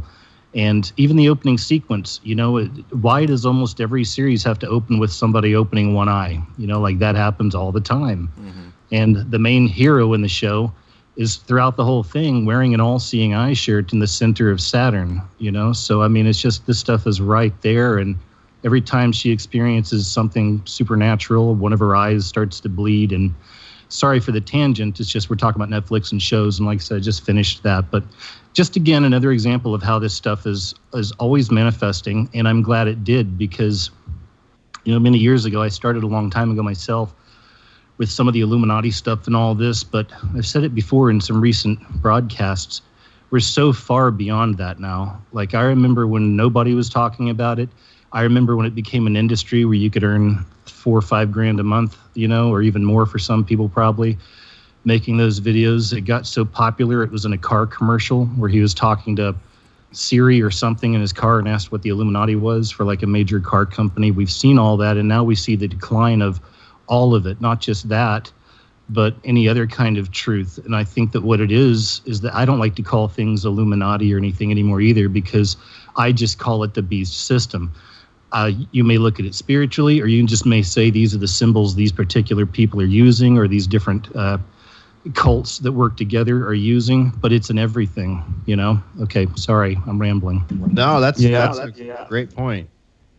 And that symbol's being used now in a positive, like they've switched it. It's now, that's a positive symbol and you're seeing it everywhere as a good thing. Mm-hmm. Yeah, that's true. It's almost like they did that all as an initiation, just to get people interested. You know, kind of. You remember that book by Alice Bailey, the externalization of the hierarchy. Oh yeah. That's all what that's all about. They want to externalize this whole system and make it global at the same time. So you have mega rituals, you have, you know, constant breakdown of the population, traumatizing the population with like hypersexual, hyper-violent content constantly. And this is all just part of it. And it's so creepy to see, like, poor Miley Cyrus, you know. I mean, this girl grew up Billy Ray Cyrus's daughter. You know, who knows what kind of horrific things this chick has seen, or maybe I don't know, maybe not. But for her to be used in that way, and she's already obviously had lots of mental issues and is pretty obviously screwed up as a person. For her to be in that episode and kind of ritualistically go through that and then watch it, I mean, what's that doing to her psyche? How much? Yeah. What is that doing to that person? Well, they did this. It's called the theater of brutality, theater of cruelty, and they did this on purpose to brutalize the masses. That's part of the meaning of Eyes Wide Shut and people going to see Eyes Wide Shut. So that now, Business Insider recently had an article saying, for $450, just even you, regular Joe Schmo, if you save up a few paychecks, you can go to an Illuminati-themed party. And then if you have a little more money, you can go to the Illuminati-themed sex parties. So absolutely, it was. If you use Libra coin, you get a discount. Exactly. I mean, that was one of the theses, not feces, theses of Esoteric Hollywood. One was that Eyes Wide Shut was telling us that they would do that. Yeah. 2 points. Okay, sorry. I just watched these Black Mirror episodes, so they're very, very fresh. But to KJ's point, it's worth noting, since he brought it up, that the first shot of Smithereens, the second episode, is one eye opening, and the very last shot of the same episode is one eye closing. Right. Close-up of an eye, opening, closing. And about one more point about Miley, trying not to give too much away about the plot, but the songs that she's writing that are to liberate her from the industry are actually Nine Inch Nails songs. Yeah. And 9 Inch Nails, of course, took their name from the 9 Inch Nails that were driven into Christ on the cross. Right. And she's singing songs that are actually mocking God, and that's her way of liberating herself from the shackles that she's in the show. Wow, that's deep. That's deep. That's what I'm saying. It's really that episode in particular is, well, it's a trip, and it's loaded. It's just packed with symbolism. That's so random. That's just like so random. Like, I watched that episode. I was just like, why is all this random stuff just like randomly happening? Melissa, go ahead. Netflix is actually losing money on making these things. They're not making any money. They just really have an agenda of conditioning, of putting these symbols in front of people, of putting these ideas into people's minds. And it's pretty clear. I mean, it just came out. It said something about how they're not really making any money at all. They keep raising prices and they're still not making money on all these movies they're putting out. So right. Yeah. You have to wonder, like, what is the agenda there? If you're not making any money off of it, why are you going to all the lengths and trouble? And it's pretty clear it's because there's a conditioning agenda with this exact theme that they just keep. I don't even know how many shows I've seen on Netflix recently that are all about this same kind of idea, or trying to tell people how great all this new techno utopia stuff's going to be, or, you know, the message of, you know, they'll just throw something in. There was one I saw, oh crap, Maniac, I think it was. Oh yeah. I think that was it. And they just randomly, like the last episode, the one character says to the other, do you know about the Gnostics? Like, they just throw it out there. Like, do you know about that? Yes, I did. Everyone should go look that up. Just go check that out. I did a whole analysis of Maniac because I was watching it, just not really thinking much about it. And when I heard Jonah Hill say that, do you know about Gnosticism? I was like, oh crap, dude. And that whole just randomly says it in the diner. Well, the whole episode is about like AI connecting to our deep consciousness and our subconscious and all that, and alternate virtual worlds being erected, and the AI will magically come alive, and it'll be liberation, basically, was kind of the whole point of that. Well, people are gonna beg for that kind of VR and altered reality when, I believe, if the bad guys win, let's say, there'll be horrors in the streets. So people aren't going to have to deal with it, man. They can be on pharmaceuticals and VR, like all day long, Right.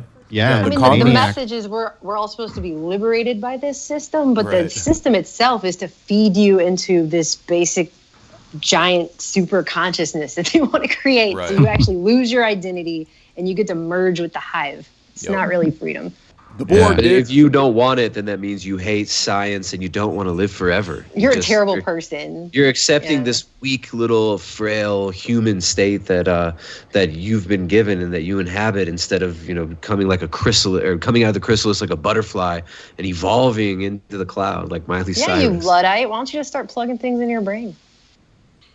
Yeah, that was the whole thing with Maniac. It was like a combination of being plugged into machines, pharmaceuticals, all in the name of not having to feel bad or experience, life, which I guess we're to believe in the technocratic future is nothing but suffering and badness, and everything can go away when you upload your consciousness and forego your actual body.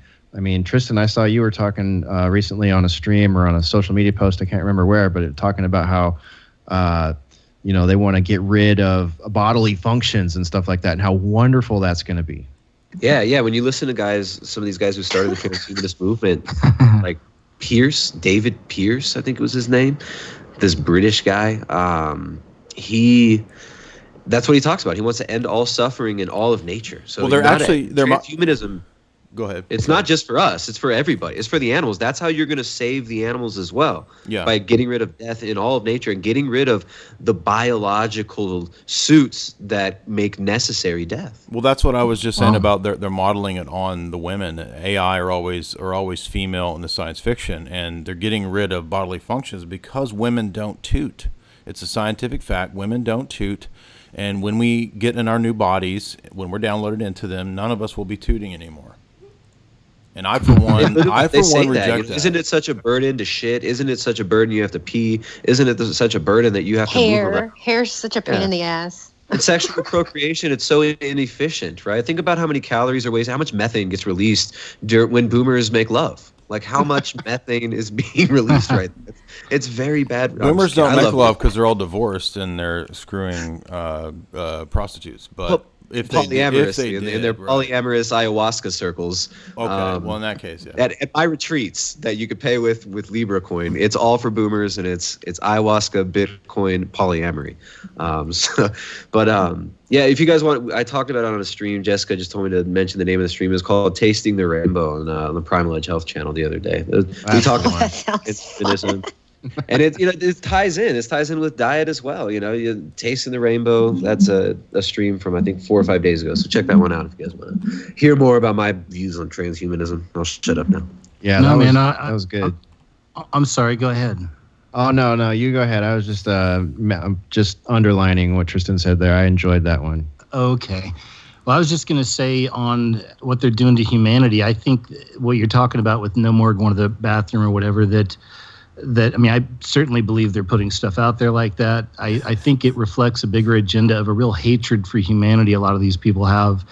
And even recently in Washington State, they signed into law human composting. You heard about this? Yeah, we did it on Boiler Room, absolutely. There you go. So just another reflection of I believe this. Grandma? Sorry? Does that mean like composting grandma and grandpa because they're using too much carbon? Yes. You know what? Too much carbon. I bet that's on the slippery slope where something like that could lead, For sure. Yeah. So, Melissa, we started the show talking about Facebook's new Libra coin. Are you tracking that one at all?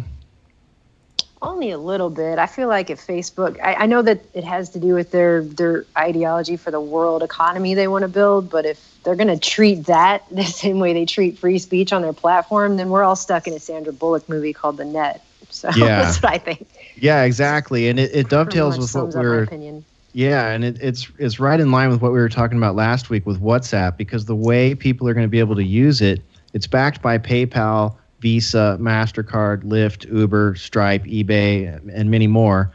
And it's going to be built into your Facebook Messenger and your WhatsApp. So you'll be able to, just top off your PayPal and send someone some Libras for whatever they need.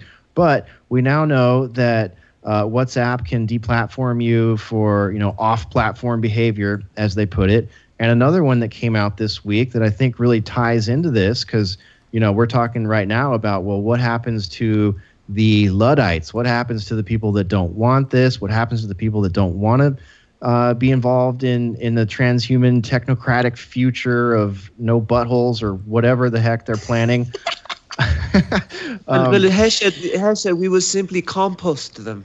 We will very sustainably. We'll put them in the big compost pile, and they will turn into food Soylent for Green. Gaia. We'll turn into food for the earth. It will be beautiful. It'll be very beautiful. So a new leak came out this week by a Facebook insider.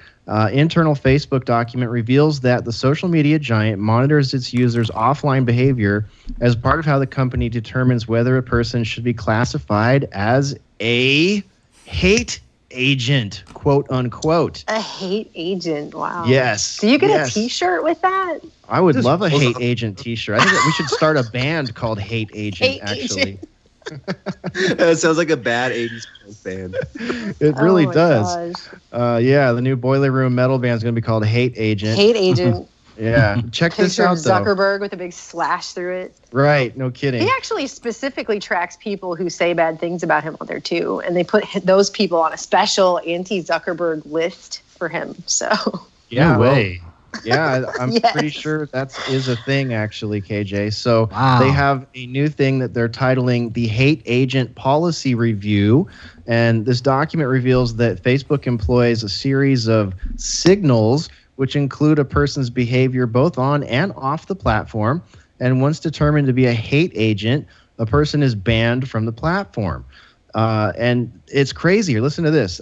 This says, if you praise the wrong individual, interview them, or appear at events alongside them, Facebook may categorize you as a hate agent. Facebook may also categorize you as a hate agent if you self-identify with or advocate for a designated hateful ideology, if you associate with a designated hate entity. One of the examples cited by Facebook as a hate entity includes so I'm not going to say this dude's name because I don't really care for him much, but Islam critics, or if you have tattoos of hate symbols or hate slogans. So you can essentially be called a hate agent by proxy, by interviewing someone. So if you ever interviewed, anyone slightly distasteful, you could be labeled a hate agent and deplatformed. And of course, they go into sexism, racism, and all these other commonly thrown around things. Facebook will also categorize you as a hate agent for possession of, get this, hate paraphernalia. Wow. hate paraphernalia. Wow, is that the hate agent T-shirt? I don't know. You It's like- know Can I what, tell you man? guys something? Actual Oh. book, any Go paper ahead. book, any actual book is going to be hate paraphernalia. Well, it Or really it's might be. children, right? If you have a child, if you have a baby, it's hate paraphernalia. Oh. A baby is like an anti-women's rights symbol. Yeah, there you go. terrible. Okay, Melissa, you were going to say, and then over to KJ. I was just going to say that I read some art. I'm on the road right now, so I'm just reading quite a bit. And I read an article yesterday where several employees came out that work for contractors, that their whole job is to police Facebook's content. Facebook hires some like 30,000 people around the world to police and secure their site or whatever. And 15,000 of those people, their job is just to watch the horrible things that people put up. And I guess a bunch of people broke their NDA so they could come out and talk to The Verge about this. And the thing is in the media, they're promoting the idea that, people who talk about conspiracy theories, that's the big problem. Like if you don't think 9/11 happened exactly the way the government said, and you talk about that on social media, that's the worst thing ever. But the people in this article, I'm sorry, did I cut someone off? Oh no, I was just gonna. Never mind. I was gonna name other things you're not supposed to say, but There's then a list. There's a whole Yeah, but we list. should- Right. Can we not? Also on YouTube. Can we not name Careful. them while we're on my YouTube channel though? Talk about that. Sorry if I No, said I'm not something. talking about you. I'm talking about he's about to list all the things we can't say. All the things you No, can't I was say. about to say something else, but then I also remembered that you're on YouTube. But the thing is that the people who work for these contractors, which are coming under intense scrutiny, their whole problem is they have to watch videos of violence against animals and things like that. And I won't go into that list either, but those people are getting Videodrome level PTSD from working for Facebook because they're forced to work crazy hours, 6 days a week for a very small amount of wages, and they have to watch just continuous cesspool of filth videos of just bad things against kids, bad things against animals, just every level of depravity you could think of. It sounded like dark web type stuff, right? Well, yeah. And so they're not sitting around watching videos of people talking about events that they don't agree with the government's narrative, and that's traumatizing them. It's the other things that they have to look at all day that are traumatizing, literally traumatizing these people. One guy had a heart attack at his desk, and they just removed him from the building and wouldn't let the other employees talk about it. Other people have had to go to some kind of therapy where they're given all kinds of drugs so they can forget working for these contractors. I mean, this is the kind of stories they were telling. People were smearing bodily fluids all over the walls in the bathrooms and stuff because they're completely losing their minds. It's a whole group of people in a giant complex, like 800 people. The one they were talking about was in, I think, Tampa or Miami or somewhere in Florida. But it's like a whole complex of 800 people working in these call center type places where they just watch these videos just on loop. They have to watch hundreds of them all day long of all this grotesque, horrible stuff over and over and over again. And they're freaking losing their minds. And it has nothing to do with conspiracy theories. Okay. So, and no one talks about that in the mainstream media. So it's kind of horrifying if you think about people are being driven actually insane watching just the horrible filth that's happening while the media just focuses on the fact that there's conspiracy theories. And how is that better than it used to be on the internet where we had freedom to put whatever we want, and if we came across something nasty or something that hurt our psyche, we'd click away or not go to sites where that happens. How in the fuck is it better to have these companies employing people to look at this stuff and tell us what we can't look at when we all have that very human sense of, oh, this is distasteful. This is horrifying. I don't want to watch it. I click away. It's that simple. We don't need this garbage from these people. It's insane. It is insane. It's actually driving people literally. It sounded like Videodrome on steroids. Just what these people have to do. Experiment, though. There's no way that's just their job. That sounds like a giant social experiment. It sounds like it to me too. Their vital signs. They probably are monitoring all kinds of. They're just mapping that whole thing, 3D imaging their physiology and watching what happens. They're probably doing something. I know, right? Because it's like Clockwork Orange times a billion or something. They probably targeted that guy to die, the dude that had the heart attack. I wouldn't be surprised if you're absolutely right. He was in Navy special something too, so he'd been to wars and stuff, and apparently this was worse for him. So these are the companies that are bringing this in and they're doing this. These are the companies, Hesher, that ruined the internet. They're the ones who invited the boomers. They're the ones who brought everyone. I keep joking. I'm joking about boomers. I love you, boomers. But with their LOL cats, I know. Brought all the normies into Facebook, and it just created havoc. Everybody's suddenly on forums, whereas you used to have to go to the specific forum to talk about the thing you wanted to talk about, and you had real small communities. Now it's just everyone's mashed together. The normies are out there policing everyone's thought. It's insane. Yeah, absolutely. KJ, you were about to jump in there. Go ahead.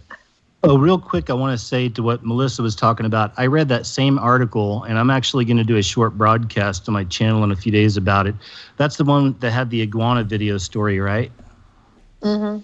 Yeah, it's really rough, but I think it's super important because even for myself, I've always wondered, specifically on YouTube, who has to watch this stuff all day long? The really bad stuff, the stuff we know that should be gone, right? Because somebody is, and what happens to that person? So that was one of the most powerful stories I read. Apparently these people that worked at Facebook turned their back on their NDE, or maybe it ran out. I can't remember, but they decided to spill the beans. They turned their back, yeah. Okay, thanks. And it was very powerful. Like I said, I'm going to do a little chat on it in a few days. Just wanted to state that because, in case I put it out and then all of a sudden there's KJ Exposed, Still's idea from Truth Stream Media. No, News at 11. I thought about it too because, my whole thing is just how much time the media has spent focusing on, people are talking about the Book of Revelations and relaying it to things that are happening. Ooh, can't let that happen. People are, just the whole list of things that people are supposedly not supposed to talk about. And it's a circular argument. They can't really say how it's harmful if you don't believe the government's official story about something and you want to discuss that. They cannot say that actually does anything. However, they focus all their time on that. Meanwhile, there's this dark, seething underbelly of just every horrible nightmare ever. And they're subjecting human beings to a dose of that again makes Clockwork Orange look like a stroll in the park, And those people are getting actual PTSD. They're taking all kinds of SSRIs to deal with it. Mm-hmm. The turnover rate is extremely high because they can't handle it. And no one's talking about that. They're not talking about the actual things that, I'm not for banning, again, I'm not for bans, but I'm saying it's obvious what a psyop this whole thing is because meanwhile, you have things happening to kids and et cetera. They don't talk about that, though. They focus on, you didn't believe September 11th. It's like, right. It's ridiculous. It's a joke. It's worse than a joke. I don't know. I don't have television and I don't have cable and I don't watch these things. But when I go on the road, you're stuck in a room and there's a TV. I'm like, I wonder what's going on now. Every other commercial is for some kind of drug that's probably going to kill you in about 700 different ways. And then when they finally get back to the news, you've got all the liberal channels right now promising the same people who bought into Obama's hope and change that they're going to get rid of Trump, right? Somehow he's going out and Ivanka's going out and all these people are going to be indicted. And don't worry, we're going to impeach him and all this kind of stuff. So those people are going to buy into that joke for the next however long they can drag that out for. Meanwhile, on Fox News today, they're literally selling people war with Iran, selling it to them. They're like, oh, today it was a drone. Next time it'll be a commercial airliner. They're telling people this stuff. And they're just, it is like Videodrome. And then meanwhile, people are being so desensitized because of all the technology and the disconnection in society that we have going on that they're just posting the most horrible things you can possibly think of. And then they're subjecting whole other groups of human beings to that in a massive dose. It's just, what are we living in? It's like a giant science experiment in the lowest rungs of hell. Yeah. It's like Dante's Inferno. I like that you're mentioning Cronenberg, because to me, and I was a film student and all that, worked out in LA for a long time trying to sell stuff I was writing, but, worked in reality TV. Most people that follow me know this stuff. But the point is, I think Cronenberg and many people like him are almost like modern day pop culture prophets, like H.G. Wells was kind of a modern day. Yeah, you want to know who Cronenberg's hooked up with, right? Because how did he obviously... No, I'm saying you want to ask that question. Oh, right. Say, who are these people hooked up with? Because Wells certainly was hooked up. So today you have a certain little handful of directors that all seem to have their finger on all the pulses and know what's going to happen. And they're very clear about putting all that stuff in there. It's pretty insane. John Cronenberg's one of those guys for sure. Yes, yeah, absolutely. Kubrick. I mean, these people weren't just they didn't just show up. Obviously, there's some other story here, but. Yeah, I agree. And I'm sure I'll get that they were not prophets, the Bible says. No, listen, just in case, God can work through anybody. And I know that he chooses artists, to do things and to share things as well as others. He can use whoever he wants. So in that respect, I think people can pick up, especially people who have a lot of reach. This has happened for forever. The poets, right? The writers, the artists, the creators, it's been that way for a long time. So. Anyway, that's Absolutely. It. I'm rambling. Yeah, Dostoevsky predicted the communist massacres, the socialist massacres in Russia 10, 20 years before they happened in the book Demons. Interesting. Right. Wow, that's another great example. Yeah, there's a character, the socialist character in the book Demons, or sometimes called the Possessed, and he says that perfect utopian socialism will come on a mountain of 100 skulls. And so he was only off by, 40 million? Since there was, 60 or so million in Russia. Yeah, no kidding. So as Facebook continues their campaign here, I want to go into some of the tiers they have for hate agents, but along what you guys are just pointing out there, yeah, they have tiers of hate agents. This is just staggering. I can't believe that we as a society Can you believe? Yeah, there's like adults. They sit around in a room and think this nonsense up, and that's their job. They do that, and then they go home and they look at themselves in the mirror every day. They do that. It blows my mind. It blows my mind. No, Man, they that's don't. so true. They don't care that Teen Vogue magazine is trying to convince teenage girls that prostitution and sex work is a legitimate choice for money making.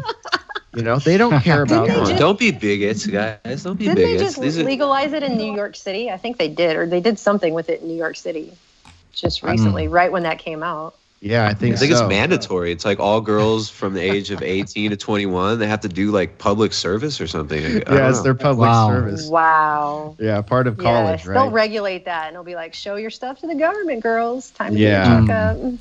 Yeah, and of course That's horrifying. there's the what do they call that? There's this initiative going around in the public libraries right now where kids are brought to drag queen story time. That's not a problem. That's totally okay. Actually, one of our listeners sent me an article about a priest that was arrested for protesting some sort of protest at one of these drag queen story times for kids recently. So this is all going on. You can see things inverting here. They're pulling videos too. If you discuss transgenderism in relation to the transhumanism agenda, they're pulling those videos down. Well, can we not do that right now on my channel while it's going live? So we don't get this one pulled down. We're doing our best.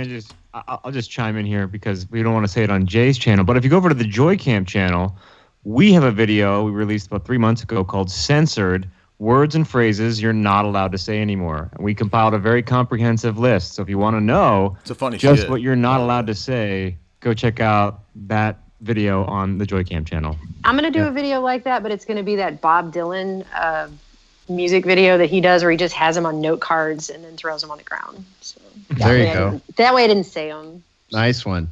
Yeah, I saw that video, Benny. It's really good. I think George Carlin would rejoice at you updating his list of 7 words, because it used to be 7 words and now we can't even figure out what the list is. And apparently Facebook wants to put it into tiers. So check this out. They divide hate speech into 3 tiers depending on the severity of the offense. So tier 1, and I'll be careful with the words here, Jay, but this is a mainstream article, so I think we should be good. Tier 1, attacks which target a person or a group of people who share above listed characteristics or immigration status, including all subsects except those described as having carried out violent crimes or sexual offenses, where attack is defined as any violent speech or support in written or visual form. Dehumanizing speech, such as reference or comparison to insects, animals that are culturally perceived as intellectually or physically inferior, filth, bacteria, disease, sexual predator, subhumanity, violent criminals, other criminals, including but not limited to thieves, bank robbers, or saying that all insert protected characteristic or quasi-protected characteristic here are criminals, mocking concepts, events, or victims of crimes, even if no real person is depicted in an image. So there's your tier 1. And just imagine all the chicanery and trickery that could be slipped into that. And then tier 2. They're gonna have to ban David Attenborough because he says that all humans are a cancer to the earth. Oh. And that humans are terrible, and we should be depopulating. So they're gonna have to get rid of David Attenborough. They'll have to get rid of Prince Philip. That sucks, man. Hate agents. They're gonna have to. No, they suck. They should be. Yeah, no, ban them. We all forget the part where the unwritten rule where they say they'll apply that to who they want. Yeah, selective or the enforcement. unwritten rule where they just change the rules literally every hour, and so you'll read this whole list, and then tomorrow it'll be different. Well, we know there's selective enforcement right now because, as a few people have pointed out on YouTube, I've seen it in a number of videos, and I think we even pointed out on this show a long time ago. Leftist darling, television darling Jimmy Kimmel, who now, says all the right words and all the good things and all the algorithmic love things. He used to host a show called The Man Show, where he would have women touch his crotch and try to guess what's hiding in his pants. He, how can I say this? Nothing. He colored himself as a different race and mocked the person of that race. All these things. And if everything is retroactive, why is Jimmy Kimmel being paid millions of dollars to sit in that Masonic theater and do that show that he does? So, I mean, absolutely, we're going to continue to see the selective enforcement of this stuff, depending on, who's employed by who and who's saying the right words to the right, social justice and political leans. I think they're definitely using it in a way, honestly, just to divide us more. I talk about it a lot, tribalism and the haves and the have-nots, I mean, and I've written to them. I'll write to the YouTube support or whatever, and because like last month they took over 230,000 views. This month it's like 24,000, and they're bleeding subscribers, and they memory hole us. They do these weird games. It really is like its own kind of psychological operation. And exactly, yeah, they want to teach content creators. They want to give you learned helplessness and basically turn the algorithm into. They want to turn it into this weird game in your mind where you're always trying to please the algorithm, but you don't know how, like an abusive relationship. It's ridiculous. No, they do. And then the certain topics, if you talk about it and those are somehow okay, it'll let your video actually get its full views and go. And it's almost as if they're using the algorithm to train outliers and fringe people who talk about topics they don't want people discussing, to try and bring you back to center by allowing certain, like, every once in a great while we'll have one video that'll actually get its views and not get. They've been doing this thing now where they'll actually just lock down the views for a certain number of hours, and then it never recovers after that. Exactly. And so, but if they don't and they actually just let it go, which they do every once in a great while, it's like, oh, I guess this is a safe topic then. And so they're trying to train us. Oh, see, you could get ads again on videos if you just talk about this thing forever. And right. Yes, they've done that. Program. Yeah. It's a program. They've done that to me for a long time. I've had the exact same thought that you're saying, because I've realized that when I talk about movies, they don't mind it. I've had two videos. Yeah, movies, they don't care. Yeah, 2 videos done really well when I talked about films in the last few months, and then everything else that talks about anything real, any kind of real issues. Like a few days ago, the last 3 days, I think about probably 10 different boiler rooms got demonetized that we done because we talk about normal issues. I'm not saying we can't talk about the real issues, but you're right that that's what they're doing, and I think they want to train the people who are the content creators to not talk about those issues, to only talk about the so-called safe topics. And that's actually kind of why I chose movies a long time ago, was that to try to use film as a vehicle to kind of skate past some of the censorship that I saw coming a long time ago. I'm right there with you, man. I've gone through this for years. In fact, I made a video back in like 2015. It's on the website about what the future of YouTube would be. And so far I was right, except in my video several years ago, I also put a lot of girls, what do they call it? Where they shake their back or whatever. It was popular a few years ago. Twerking? Twerking, yeah. So I thought that would be part of the future of YouTube. I was wrong on that, but everything else so far I've been right.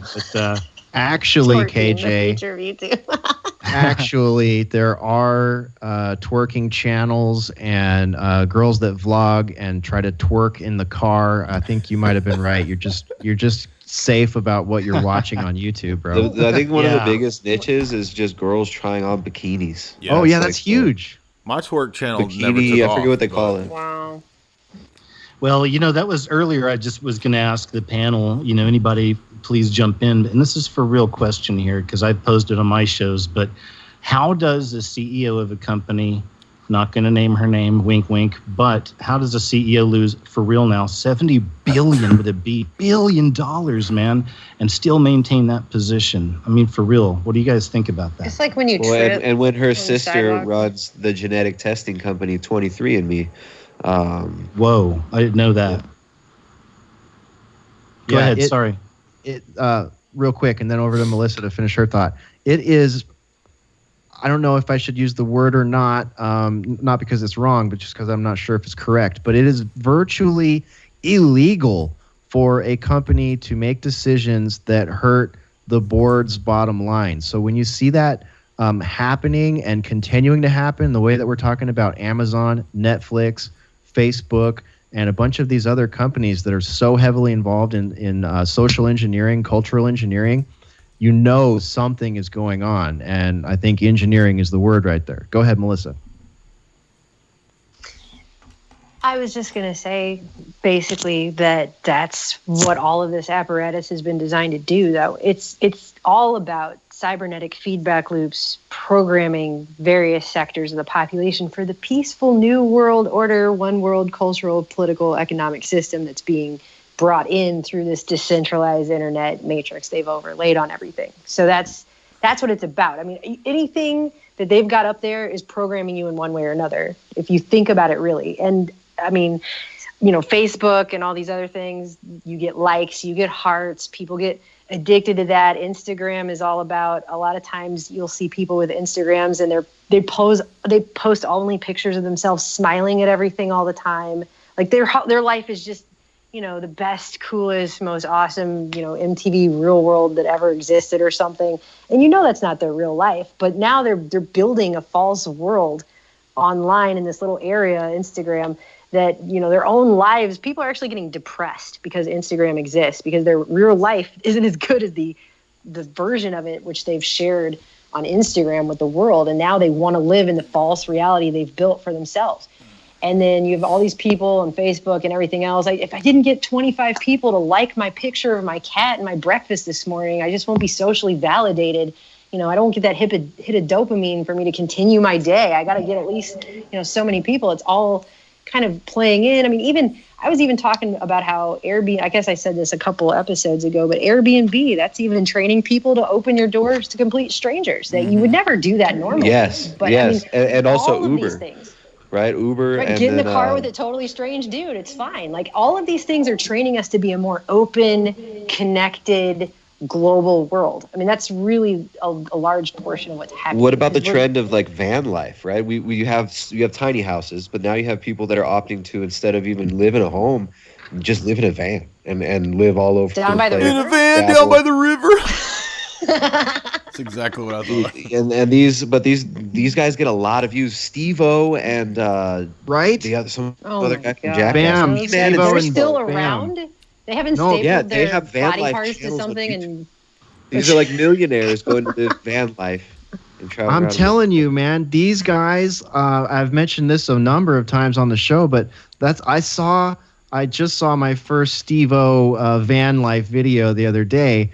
And it's just like, of course these guys are doing this. Of course they are. No one wants to sit around and watch Jackass anymore. No one wants cable TV. Everybody's on YouTube now. That's why There's like Playboy buddies getting van life channels.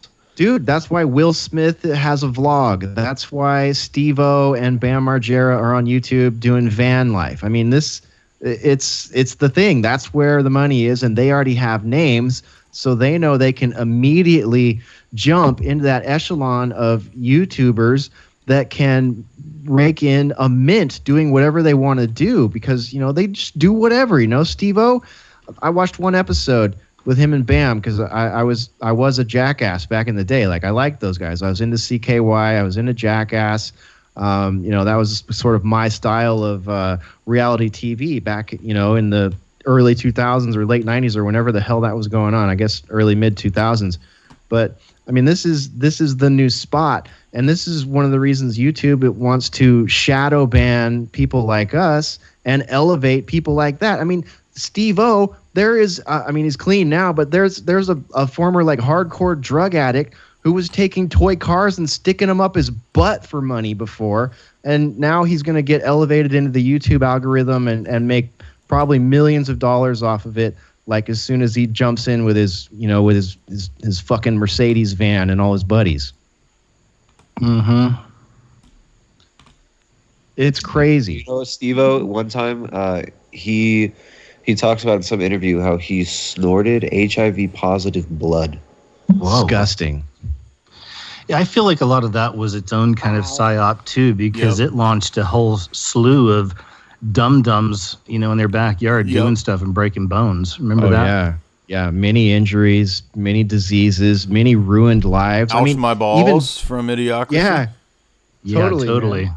Backyard wrestling, even like beer enemas and stuff, just destroying their guts. Like you put beer, like you're gonna get fungal overgrowth. Who knows what the hell beer enemas gonna do to someone? But they. It's funny, all these things. Yeah, but they had butt chugging, right? They had college students were doing that for years. They thought it was awesome.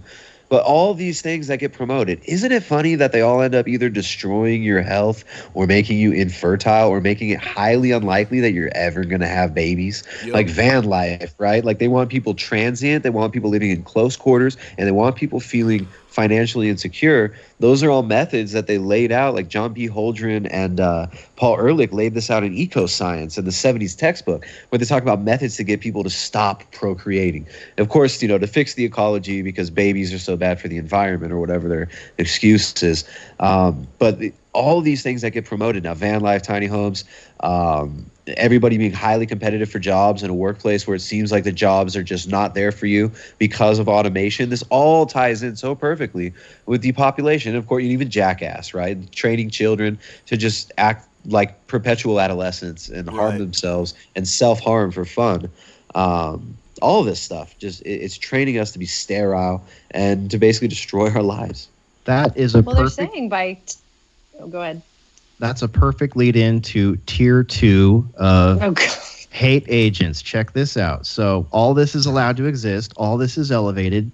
Yet, and then we're going to get into selective enforcement here again, tier 2 attacks, which target a person or group of people who share any of the above listed characteristics, where attack is defined as statements of inferiority or an image implying a person's or group's physical, mental, or moral deficiency. Physical, including not limited to the R-tard word, cretin, low intelligence, stupid, idiot. These are all in quotes from this article. I'm not being a hate speaker, even though I guess I probably am a hate agent by their terms. Moral, including but not limited to slutty, fraud, cheap, free riders.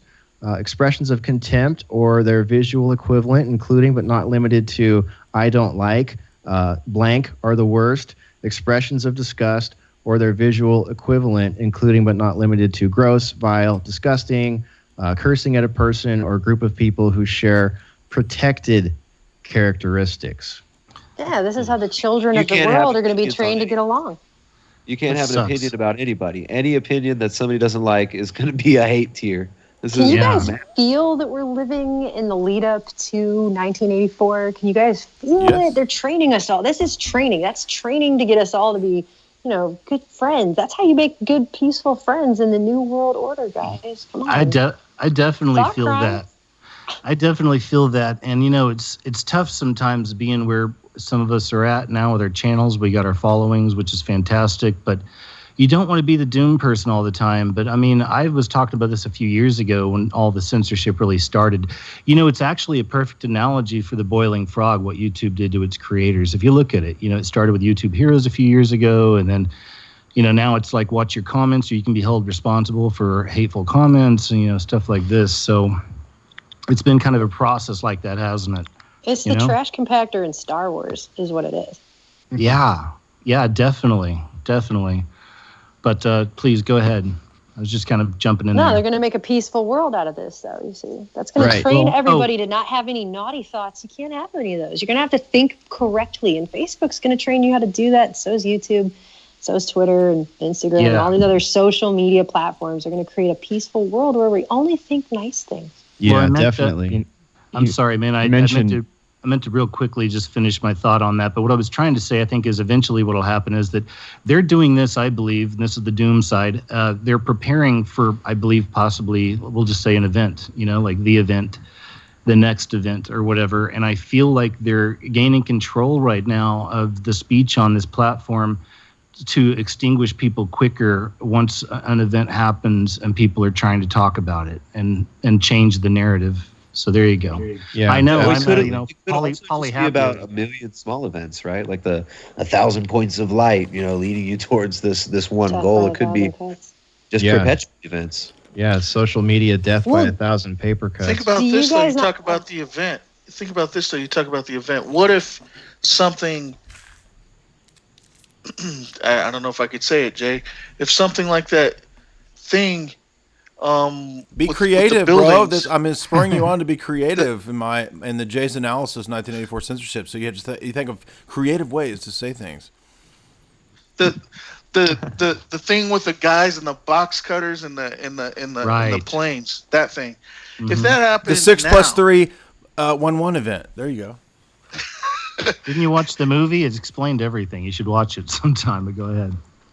Well, right. Just like Netflix has the biography of Obama in his younger years, walking around the streets of Chicago. Yeah, it's all there. But if that happened now, could you imagine if that happened now? The amount of people talking on the internet or on social media, questioning this, that, and the other about something. No, you're going to be trained to only believe one version of events, and once that's been consensus validated, that will be the only thing you get to know about anything that happened. Mm-hmm. So 50 years from now, there will be nobody questioning anything. Yeah, they're just waiting for older generations to die, so the younger generations that are completely brainwashed and raised believing this technology is nothing but benevolent and amazing and all-knowing. Which is why they create generation gaps, really intense generation gaps, and every new generation has to be severed from the last one because they want the utopia, and they're constantly trying to form each new generation, and they feel like if they could just fully control an entire generation from birth to death, then they could pull in this eternal system that's going to let them live forever, whatever the hell these people actually believe. Yeah.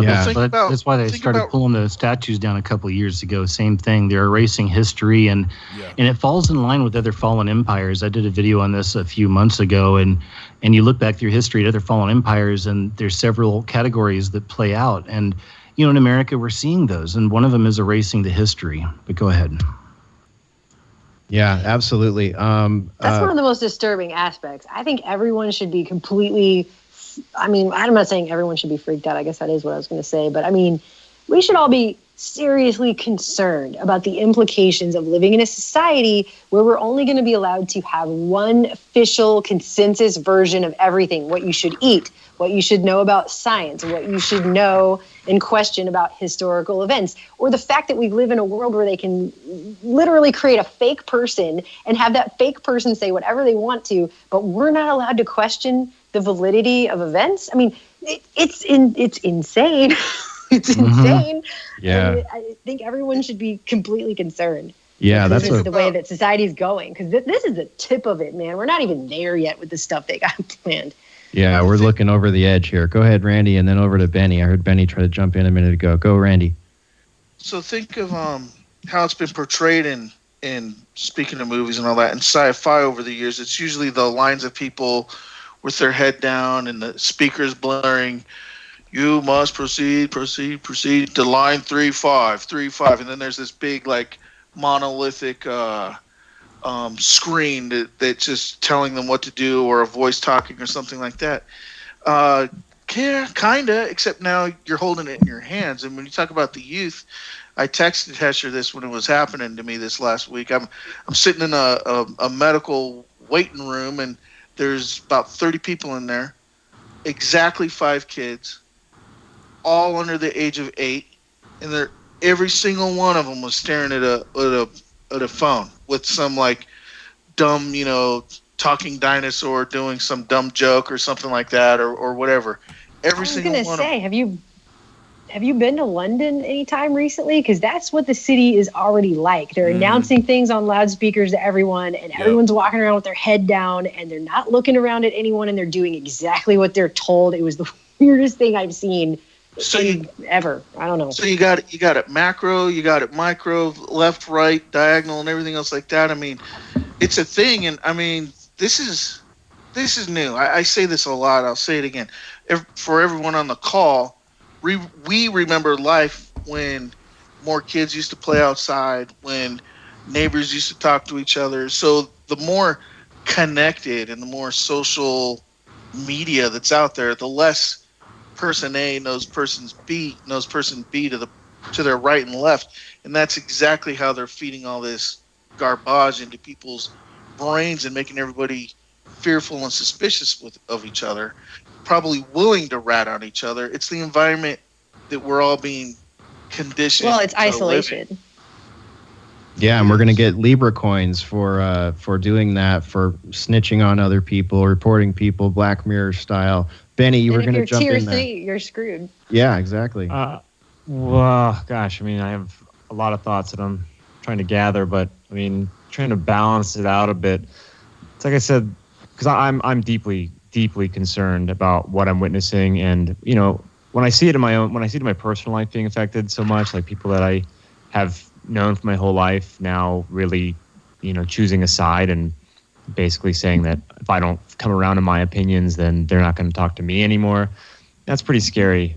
That said, it's like I was saying last week. I mean, I do go to a lot of events and conferences, and while the attendance isn't always that high, admittedly, most people I talk to are recently switched on. It's a really recent development for them, and so I think there's gonna be so much pushback to this.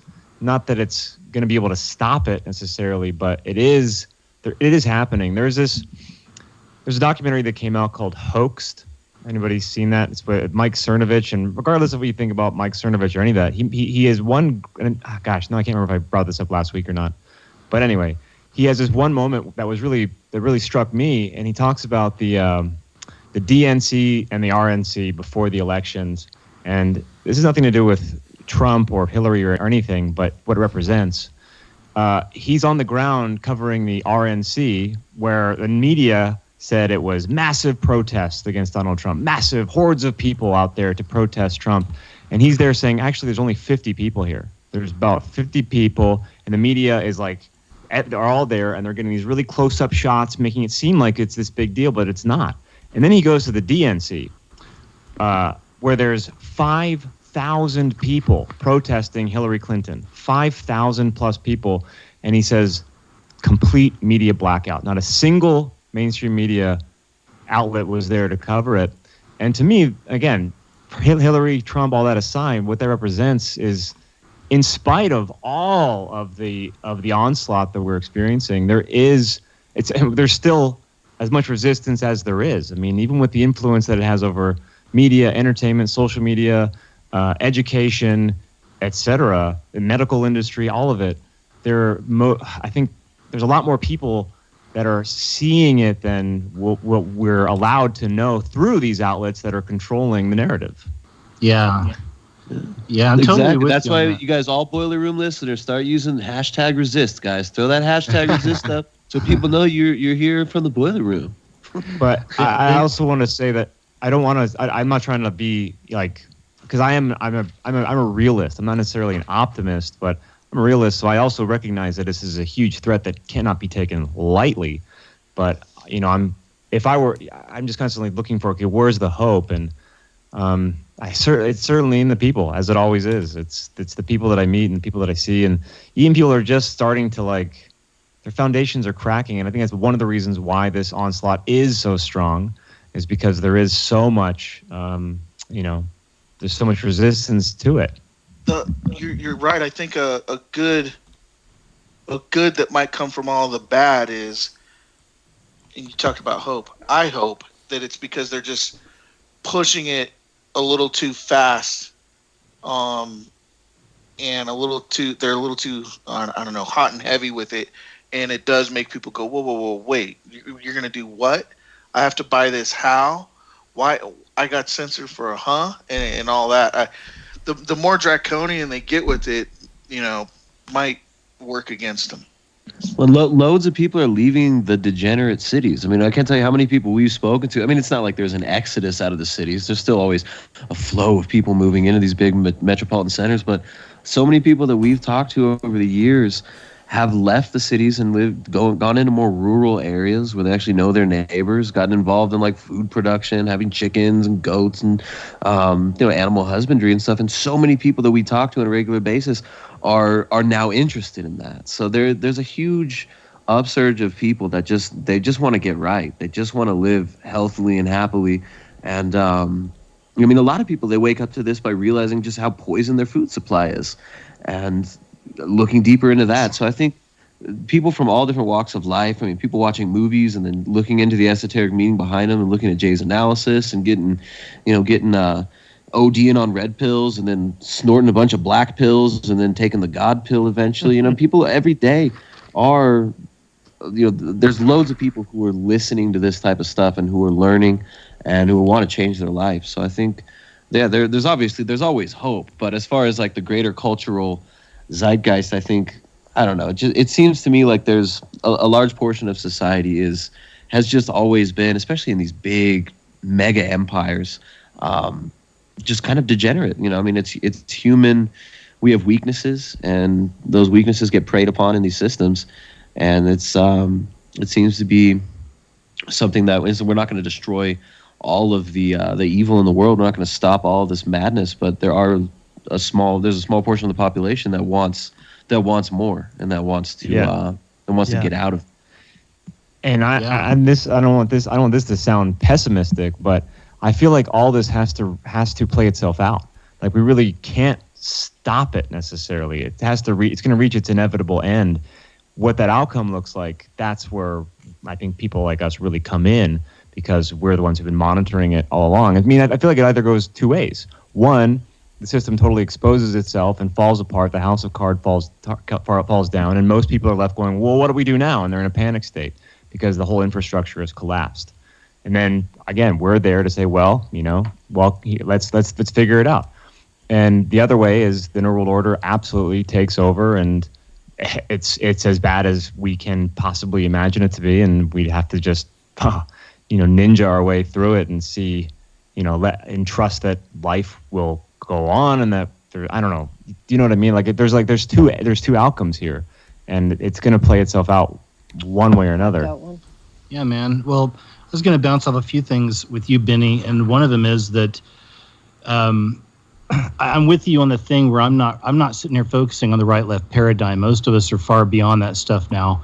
That being said, though, the beautiful part of the Trump situation is that now the mainstream media, there's no more hiding. This stuff was always there. It was just under the surface. Look back how they treated Bush, And it is part of that whole, again, tribalism, Pepsi, Coke, giving us our puppets and turning us against each other things. So I'm with you on that. But it is interesting how mainstream media in America is manifesting their true hatred, and how immature, silly, goofy, not journalist, that these people really are. And then the second thing is that, I made my movie called The Scariest Movie Ever Made about 12 years ago. And at the very end of it, that's the only message I wrote, was that there's millions of us and there's only thousands of them. So really, if we ever do face a fully, completely, total collapse, I think there'll be bad pockets of some people, but I feel and I hope and I pray that humanity will pull together and look out for your neighbors and stuff, form communities. Yeah, absolutely. Oh, and I remember one more thing I wanted to say about it. I meet so many former military when I'm out in the world, who at these events and whatnot, former military, and I've never been in the military, and I'm just taking these guys at their word. But there's a growing unrest within the military, apparently, from what I'm told. And there's a lot of former soldiers coming out to these, conferences and wanting to know more truths, because they were able to see from the inside just how messed up it was. And they're and maybe this is wishful thinking, but it seems like there might be, some eyes opening up and minds opening up within the military. So if they lose the control of the military, then that'd be amazing. Yeah, good point, Benny. We come across a lot of people like that too over here. It's amazing, actually. I'm always blown away by that. And Jay, I think this conversation really cuts into the essence of the boiler room, the 4.5 year essence of the boiler room. I mean, this is one of the things we're talking about, manufactured reality here, propaganda, what they have now turned into fake news, which may actually just be a dumber term for it, because really we're dealing with militarized style propaganda. And that's been one of the things that we've always been interested in and always done our best to point out from sort of a common sense perspective. So I'll leave it over to you for any comments. And if you want to get to super chats, now is probably a good time for you to do that too. Yep. Demon Crest, $2. 66B system is 6G, I think. 6GG equals 6G Google.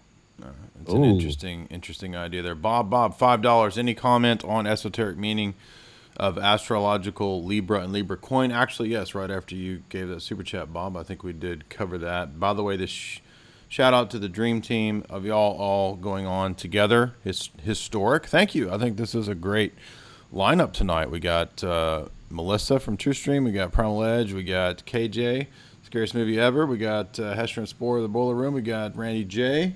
We got a dream team. Absolutely. I agree. Thank you. Benny. I'm sorry, that guy too. Jay. I forgot that guy.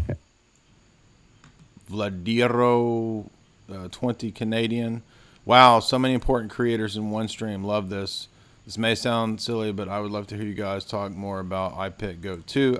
Yeah, I've been meaning to do an analysis of that. I'll try to do that one day. Maybe next time on Boiler Room, we'll try to remember to do. We've been asked. They've been asking us to do that too. Yeah. What interests me is the amount of time. Sorry. It's okay. What interests me is the amount of time and research that went into the creation of the video.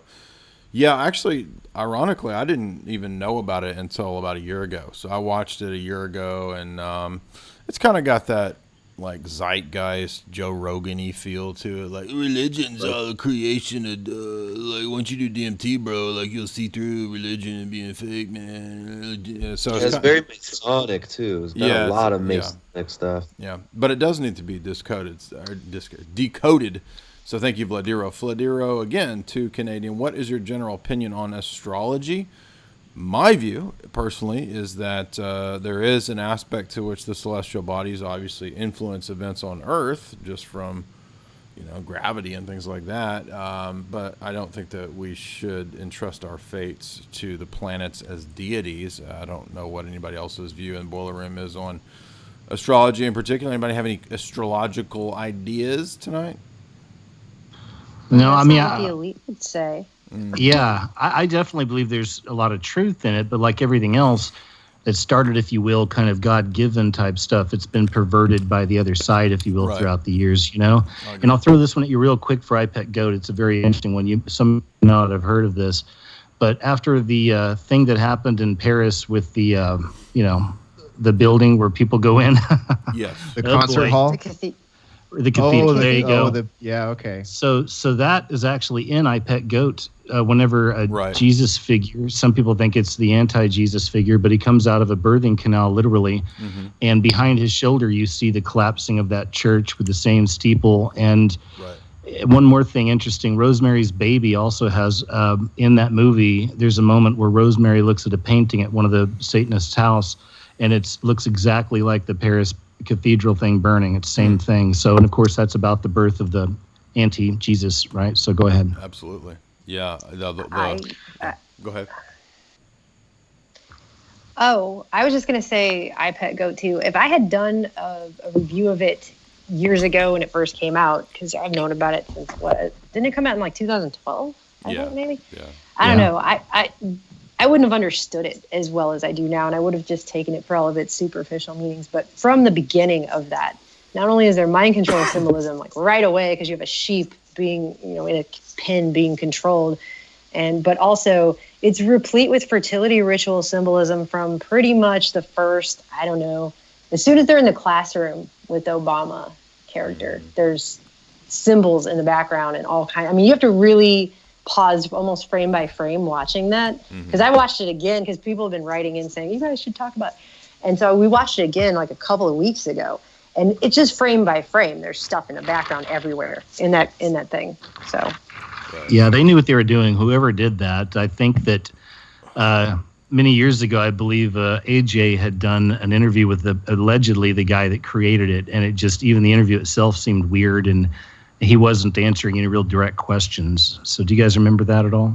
Anybody? I was there when that interview happened, I almost want to say. I do remember that. Yeah, he was asked direct questions repeatedly. He's like, well, what do you think it means?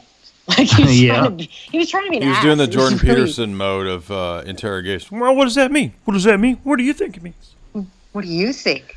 I don't know. What does mean He acted mean? all coy about it and What does mean ridiculous. mean? Like, you don't spend. There was a whole team of people that made that cartoon. They spent a really long time putting it together to get to the end and be like, I don't know. What do you think? Right, and so many of the Like, things shut up. so many of the things they put in there, a lot of people have broke it down. I've done some as well, but it's actually happened. It's interesting. So to me, it's a form of lesser magic. That's the way I see it, and that goes into the whole idea of them telling us their plans before they do them, and us being a part of the actual spell unknowingly. The next one is yellow. Go ahead. Go ahead. I was going I'd to agree touch with on that. what on the question about astrology, since it was asked, because I used to really be into astrology.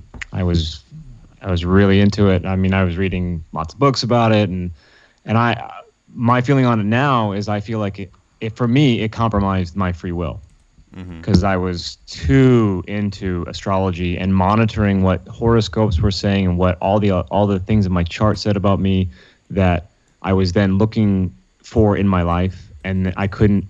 The line became too blurred. I couldn't tell what I was, what was happening in my life that was from the astrology or what the astrology reflected in my life, and it became too much. And I also noticed a lot of people using it too much to blame their problems on, and use it as a crutch. Yes. To say, well, I don't want to have this conversation right now because Mercury's in retrograde. I'm not going to sign a contract, or things are definitely going on The because mainstream media is promoting it too.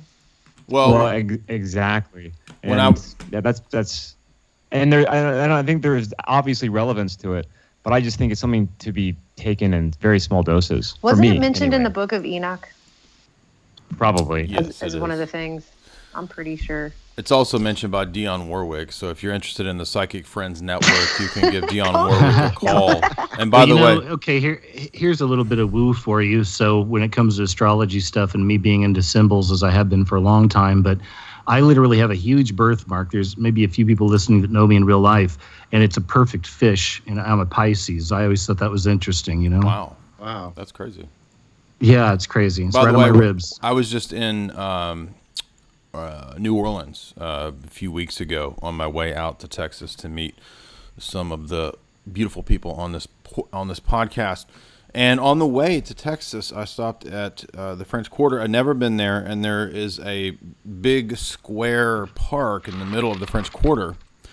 And all of these psychics set up their rows and rows of desks, and they sit out there and they read your fortune. Now, I didn't get my fortune read, but I did ask the psychics, many of them, I said, why did you guys not buy Bitcoin? Why are you sitting out here in the sweaty, humid French Quarter when you could have been sitting in a condo On the Game of Thrones? Yeah, why didn't you buy Bitcoin? And they were all like, many of them were foreign. They were like, what is Bitcoin? I don't know this Bitcoin. What is the Bitcoin? But yeah, so I'm just wondering why the psychics didn't buy Bitcoin, but they did. You hate agent.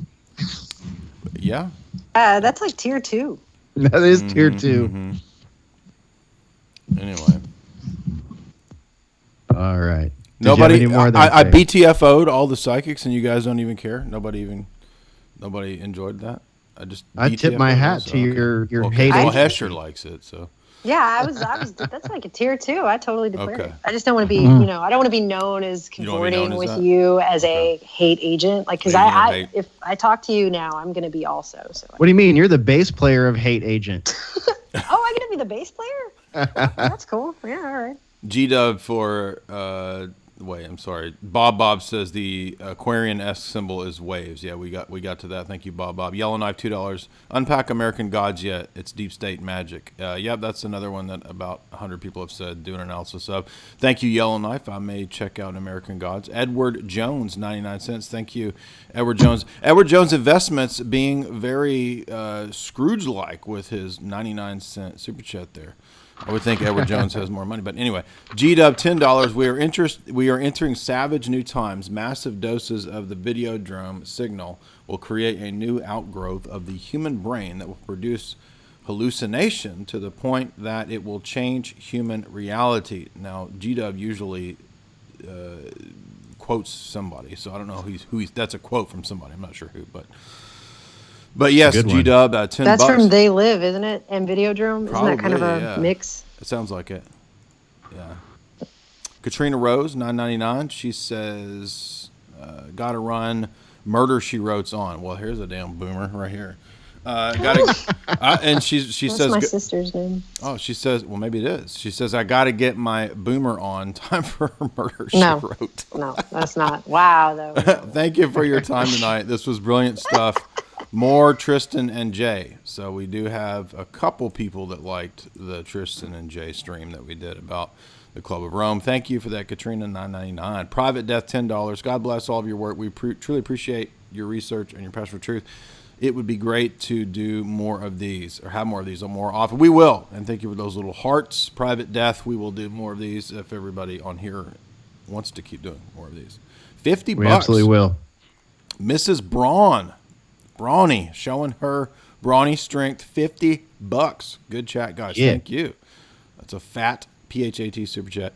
Gone, $4.99. Benny and Tristan, I really enjoy your views on these subjects. Benny, do you have a podcast? And also, Jay, what are some texts on critiquing worldviews? Benny, I'll let you answer Gone here.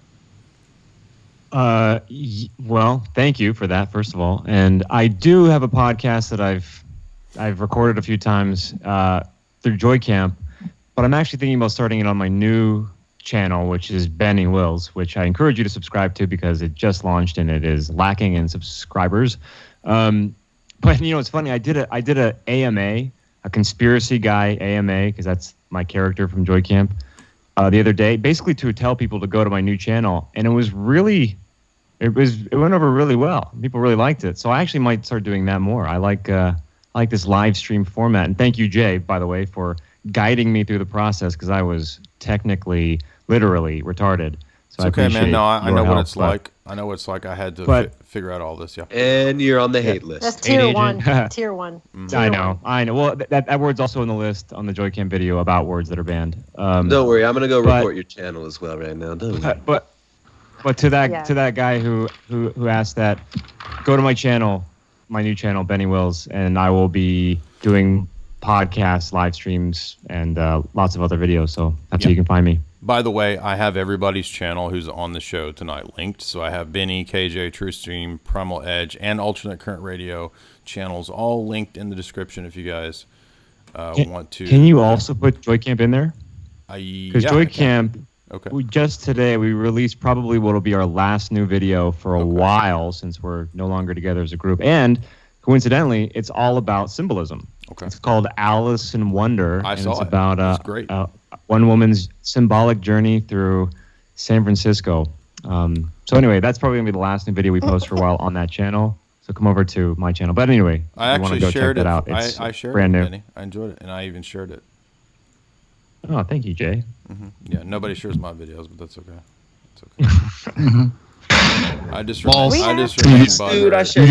here butthurt. I'm scared. I just sit here butthurt crying. My podcast with you, Jay, is the most popular one on the channel by far. So, feather in your cap. I would think you would share it, but I guess not. I have. I'm just joking, bro. I'll do it again. Joking, bro. Okay, so now I added Joy Camp. You're on there now. You're added to the thing there. All right, let's see. Next up, we got Phil Badeau, $9.99. Tip jar, great show. Sorry if I'm getting too dark here, but Jay, are there any plans to do a deep dive into Every Which Way But Loose? I didn't have any plans to do that, but I guess I could. Thank you for that idea, Phil. Philo, excuse me. I'll think about that. By the way, the text on critiquing worldviews, the best one to start with is Always Ready by Greg Bahnsen and Dr. Jason Lyle's book, Ultimate Proof. So those are two good books if you want to start on how to critique worldviews. Fear of a Black Hat is a good movie. Kaju Koshai, $2. Thank you, Kaju Koshai. Fear of a Black Hat. I'll have to check that out. I don't know what that is. B Love, $5. Invite y'all to match. I invite everyone to match my super chat. Let's get Boiler Room that tech gear that they need. Great show. Yeah, I'm sure. I always, of course, split the super chats with Hesher and Spore, so that's definitely appreciated. And I'm sure that they would like a new cord and some kind of drug to kill that demon dog that they have that tries to kill me. XLR cable is in the cart, and Joe Rogan DMT is in the dog's pipe. Awesome. Philo Bedeau 999 again. He says, I just realized that this is Melissa from TrueStream. Minds of Men was a masterpiece. It microdosed PTSD'd me. So that's sounds good. Microdose PTSD. That's so true. That's one of the best documentaries I've seen in so long. I think it was a compliment. It sounds like a compliment. He likes you. I feel bad for everyone who got PTSD. I got PTSD making it probably. So really, but thank you for the compliment part. I'm sorry for the other part. I would just argue it's a macro dose. It is what McKenna would call a heroic dose. I am working. We're currently working on 2 films right now, and I don't know. I think it's actually going to be probably not worse, but I don't know. I can't not tell people things if I know them and they're true, as you can see. So that's why the movie's like 4 hours long. So I can't really promise the next one's going to have, puppy dogs and kittens and little bows and a little basket. Probably not. It's actually some dark stuff. I don't know. We've gotten on this track now, and it's just getting extremely dark. I feel almost like that movie we were put on is almost like a test. I felt like that was a spiritual quest type of deal that happened. I feel like it was God-led, and it was almost like, okay, now you've done that. Now it's time to look at this, and it's actually like worse somehow. So I don't know. I can't really promise that it's going to get better. Do you and Aaron take a lot of breaks from this stuff? I found I have to. We should take more breaks. It helps. Would be my answer to that. No, we work way too much. So, as evidenced by the fact that we've been in the car all day, and now we're going to interview somebody. I'm in Boston. We've driven up to Boston from Texas. So, cool. Yeah, we're going to interview somebody tomorrow, and so I just got done going through Cincinnati and looking at all the art of Burning Man, and wow to that. I'm still not over it, and I probably won't be over it for a really long time. I don't think society understands what's going on right now underneath all of these things that we've been talking about. So. Well, that's another one of those trends that they're pushing a lot right now is these movies with these pagan rituals. Even the movie Hereditary, that director has a new movie coming out, I think about a month or so. Midsummer. It comes out next week, actually. All right, that's another one. We're living through, they're reviving, or I guess reviving would be the word. I don't know what the word would be, but essentially you have all of these rituals. Pick up your King James Bible, for example. It lays out all grove worship, Moloch, the Asherah poles, all of that stuff, right? We're actually living in a time where they're resurrecting and doing all of these things underneath, like on the underneath level of what's going on underneath all of this. And Burning Man is a huge container for social change and spiritual change of society. So true. I'm on a road right now that is insane. I've been to Burning Man 7 times. Oh wow! And I have a lot to say about it, and it's not a very positive critique. But I had high hopes for it. I don't have a T-shirt actually. Oh, okay. You're not allowed to wear T-shirts. People bring their kids there. People bring their children. Were you there a few years ago? There's a kids camp. I'm sorry. People brought. Oh, go ahead. No, I'm sorry. I'll make it real quick. Were you there a few years ago when that guy literally ran into the burning effigy and killed himself? That was the first year that I didn't go in 8 years. Was that year? That's crazy. That year was called Radical Ritual, and the guy that ran into the fire and killed himself, his family and friends, nobody understands what happened there. He didn't have drugs or alcohol in his system, but his friends said he was our Jesus. He wore Jesus sandals. He was a carpenter. Seriously, they compared him in all of the stories to Jesus during the year where the theme was Radical Ritual. I'm just going to put that out. But to say he had no drugs in his system, a lot of drugs people take there are not you can't detect LSD. Well, the thing is he was going to bed every night by 10 o'clock and getting up every morning and juicing, and he was real withdrawn from everyone. So yeah, there was probably something going on, but he wasn't participating in it the way that people usually do when they go, supposedly. And all his friends thought it was real weird. But I have a lot to say about Burning Man. That maybe this is not the time because I could go into great detail. But it is a dark place, and I can kind of just sum it up like that. But the year before the guy, art was a dark place. Just going to the art It museum is. was incredibly insane. I Well, mean, one they of- hung all the yeah. pictures of the naked guys and stuff like that, like all of the people with the junk hanging out Mhm. at eye level for the children to see. I mean, it was so weird, you guys. It was so weird. They built a temple outside of the art museum, and the museum itself was encouraging people to bring offerings to it and participate in rituals in it. And it was just a weird, I don't know. It's an art museum. It's just a city art museum, But Well, it was it's just interesting when you look at like the document, or they published it as a book as well. Stanford Research Institute's "The Changing Images of Man," and they talk about essentially kind of an alchemical transformation of society and bringing in more of these ritualistic type things. And it's funny, the timing of everything really coincides real well with this. Joseph Campbell was involved in the making of that document as well. The changing images and of it's man. inextricably linked to all of this tech people. All of the Silicon Valley go there. Elon Musk said Burning Man is Silicon Valley. Well, the whole Bay Area, that's where all the acid came from. That's where all of the higher levels of kind of the LSD mafia live and are from, is the San Francisco Bay Area, which most people in the rest of the country, they call it Silicon Valley. But everyone that lives there, they just call it, the Bay, they call it. They get offended when you call it Silicon Valley, actually.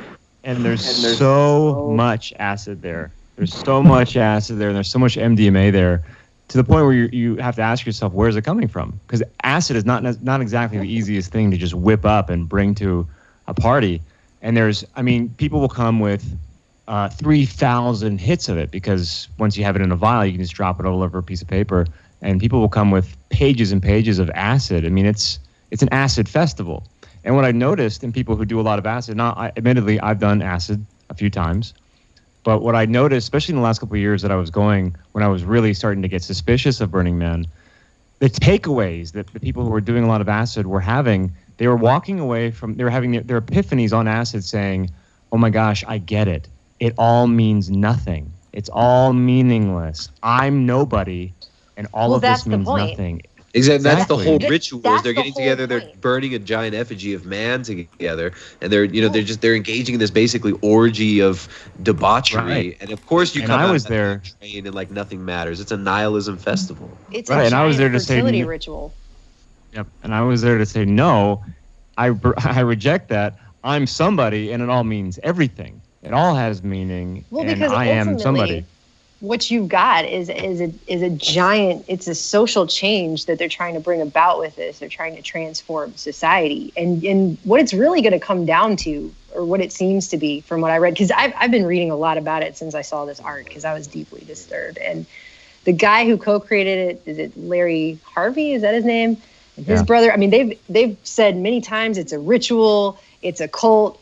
There's quotes. These are all quotes. They're saying it's a cult. You can come and wash your own brain, stuff like that. They said it's definitely evolutionary in its spiritual purpose. So it's all about the evolution of mankind. But yeah, the ultimate takeaway of it seems to be just a fight between just this idea of, hey man, it's cosmic consciousness. We're all one. Come assimilate and be part of the hive. And you don't mean anything, because it's all about the individual being meaningless in relation to the hive, to this unit. And just by yourself, you're nothing, but connected to everyone. You're everything. You're God. You're divine, right? Yeah. You're Joe Rogan, and Joe Rogan's God, so you're God, or whatever, right? Or the fight between that or maintaining your individual I'm the Bunyan respect on Joe Rogan. for yourself as an individual. So. I'm Joe Rogan's Bunyan and one with it. Oh, good. You're the fleshlights of gods, dude. It takes place... takes place inside of a giant pentagram, and they burn an effigy of a man. They burn an effigy of a man, and from my understanding, and from what I've experienced being in ceremonies and in rituals, and also seeing, and by that I mean I've done ayahuasca a few Illuminate, times. confirm. But well, I what can I say? I was seeking truth, and that was in 2013. That was presenting itself, and that's a whole other story. But in rituals and ceremonies that I've observed and also been a part of, nothing is arbitrary in a ceremony. Nothing is there by accident or just for show. And we gather around a giant effigy of a man at Burning Man and burn it to the ground and celebrate. That has meaning. But if you ask anybody there's 70,000 people there, and everyone will give you a different answer as to what we're doing. Nobody knows. Nobody knows what the ritual is actually about, but it has to be about something. Someone has an intention behind it. So that the changing images of man. They want to destroy the old imagery of man, the old vision of what humanity is, and erect a new one based just on debauchery, drugs, cybernetics, interfacing. Exactly. It's a giant destructive ritual. It's death and rebirth. It's so. This is interesting though. Benny's saying, like we could come up with stuff like that, but I think it's interesting. He's saying you got a huge, cut of the population in variety out there. All, oh, it's beautiful, and then the next one is, well, it means, I don't know, dude, this is just great, and you got all these different commentaries going in. I think that's kind of wild. And something else of note that'll be unsurprising to this crowd. In 2016, I made a declaration on Facebook, which sounds kind of silly, but I basically said on Facebook before the election, I said, this election is a joke. These are the fact that we have to choose between these two chuckleheads is an insult to our intelligence. And I said, I'm not going to vote in this election, and I encourage none of you to vote either. And I got a lot of backlash for that. The people who gave me the hardest time of all were my Burning Man friends. They were so mean to me. They said things like, you're no longer an ally to the LGBTQ community. Whoa. And that I don't understand the concept of love. I mean, really like strange. And they were all big Bernie supporters. They were all big, socialist Bernie supporters. And, don't you remember that moment in the orgy tent when we all looked each other in the eyes? Don't you remember that? Do you not remember the orgy dome? Okay. Which I would. Oh, so I was going to say I wouldn't be surprised. That guy who ran into the fire a couple years ago, that was in our faces. But I would not be surprised if they're doing something like that every year, and we don't see it. Well, just a few weeks ago, a guy lit himself on fire in front of the Washington Monument. So there's still the Burning Man, out there. I will say Aaron has a friend from high school, and so they're friends because they've been friends for all of these years, but she has crazy views, and she went to Burning Man for the first time that year when the guy ran into the fire.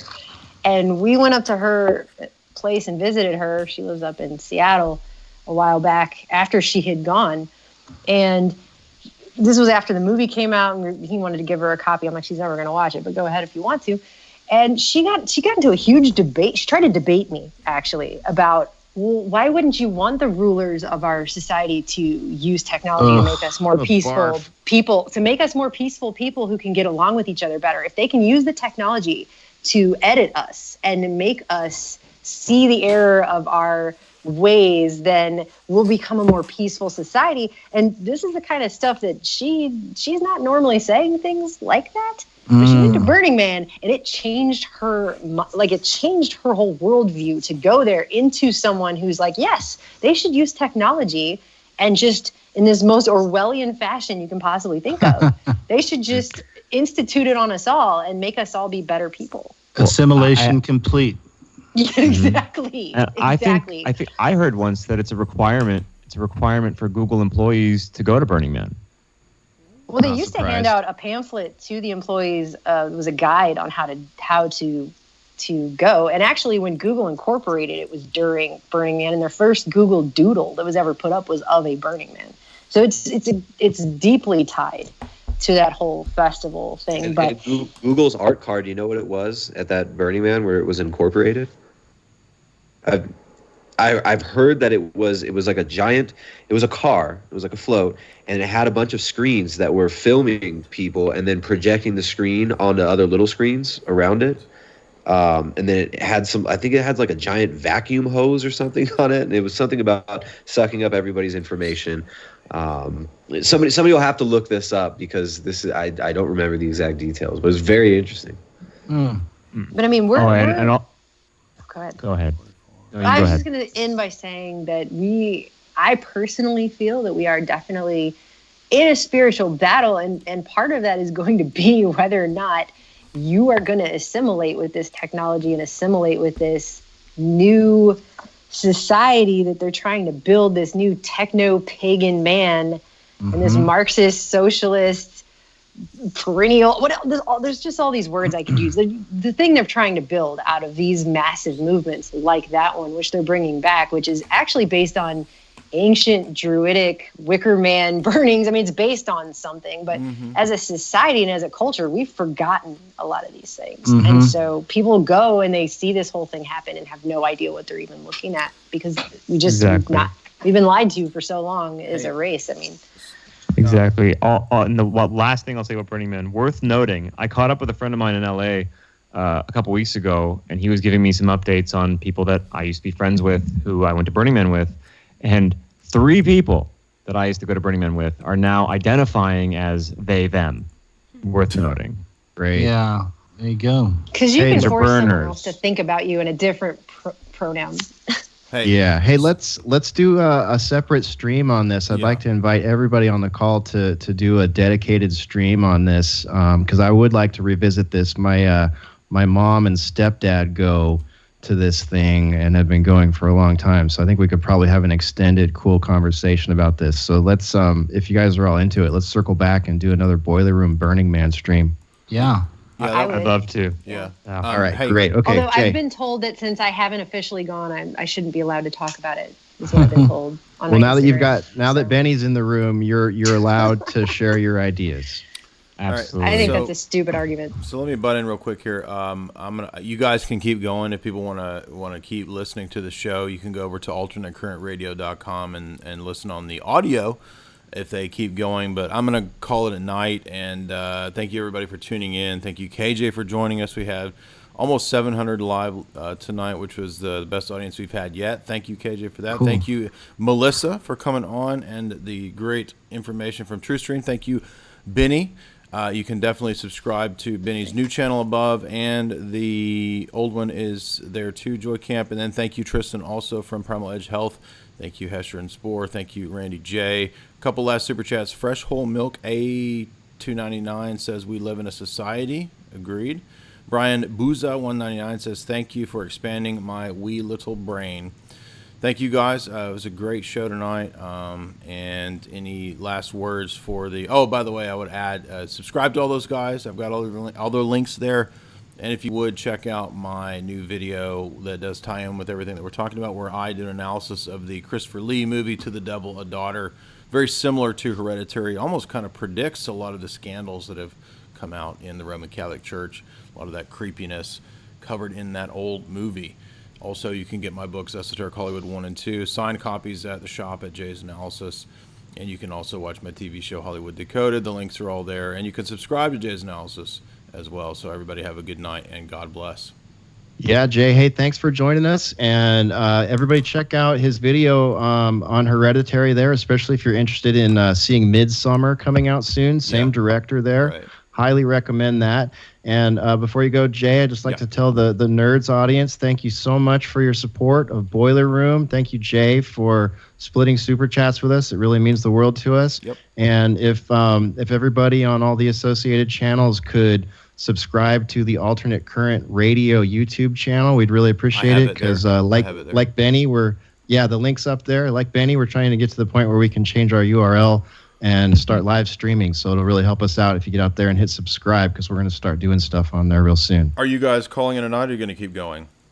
We'll go a little bit. I'm going to go around the room, make sure everybody gets their links out and all that stuff. Let me add to go ahead.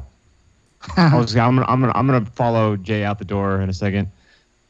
Okay. Right. Likewise, we always work through my dinner time, and it's 9 o'clock, and it's time to eat. Cool. Right. Yeah, right, I'm tired too. Yeah, thank you everybody, and subscribe to everybody's channels, like I said, and God bless everybody. Have a great night. All right, thank you, Jay.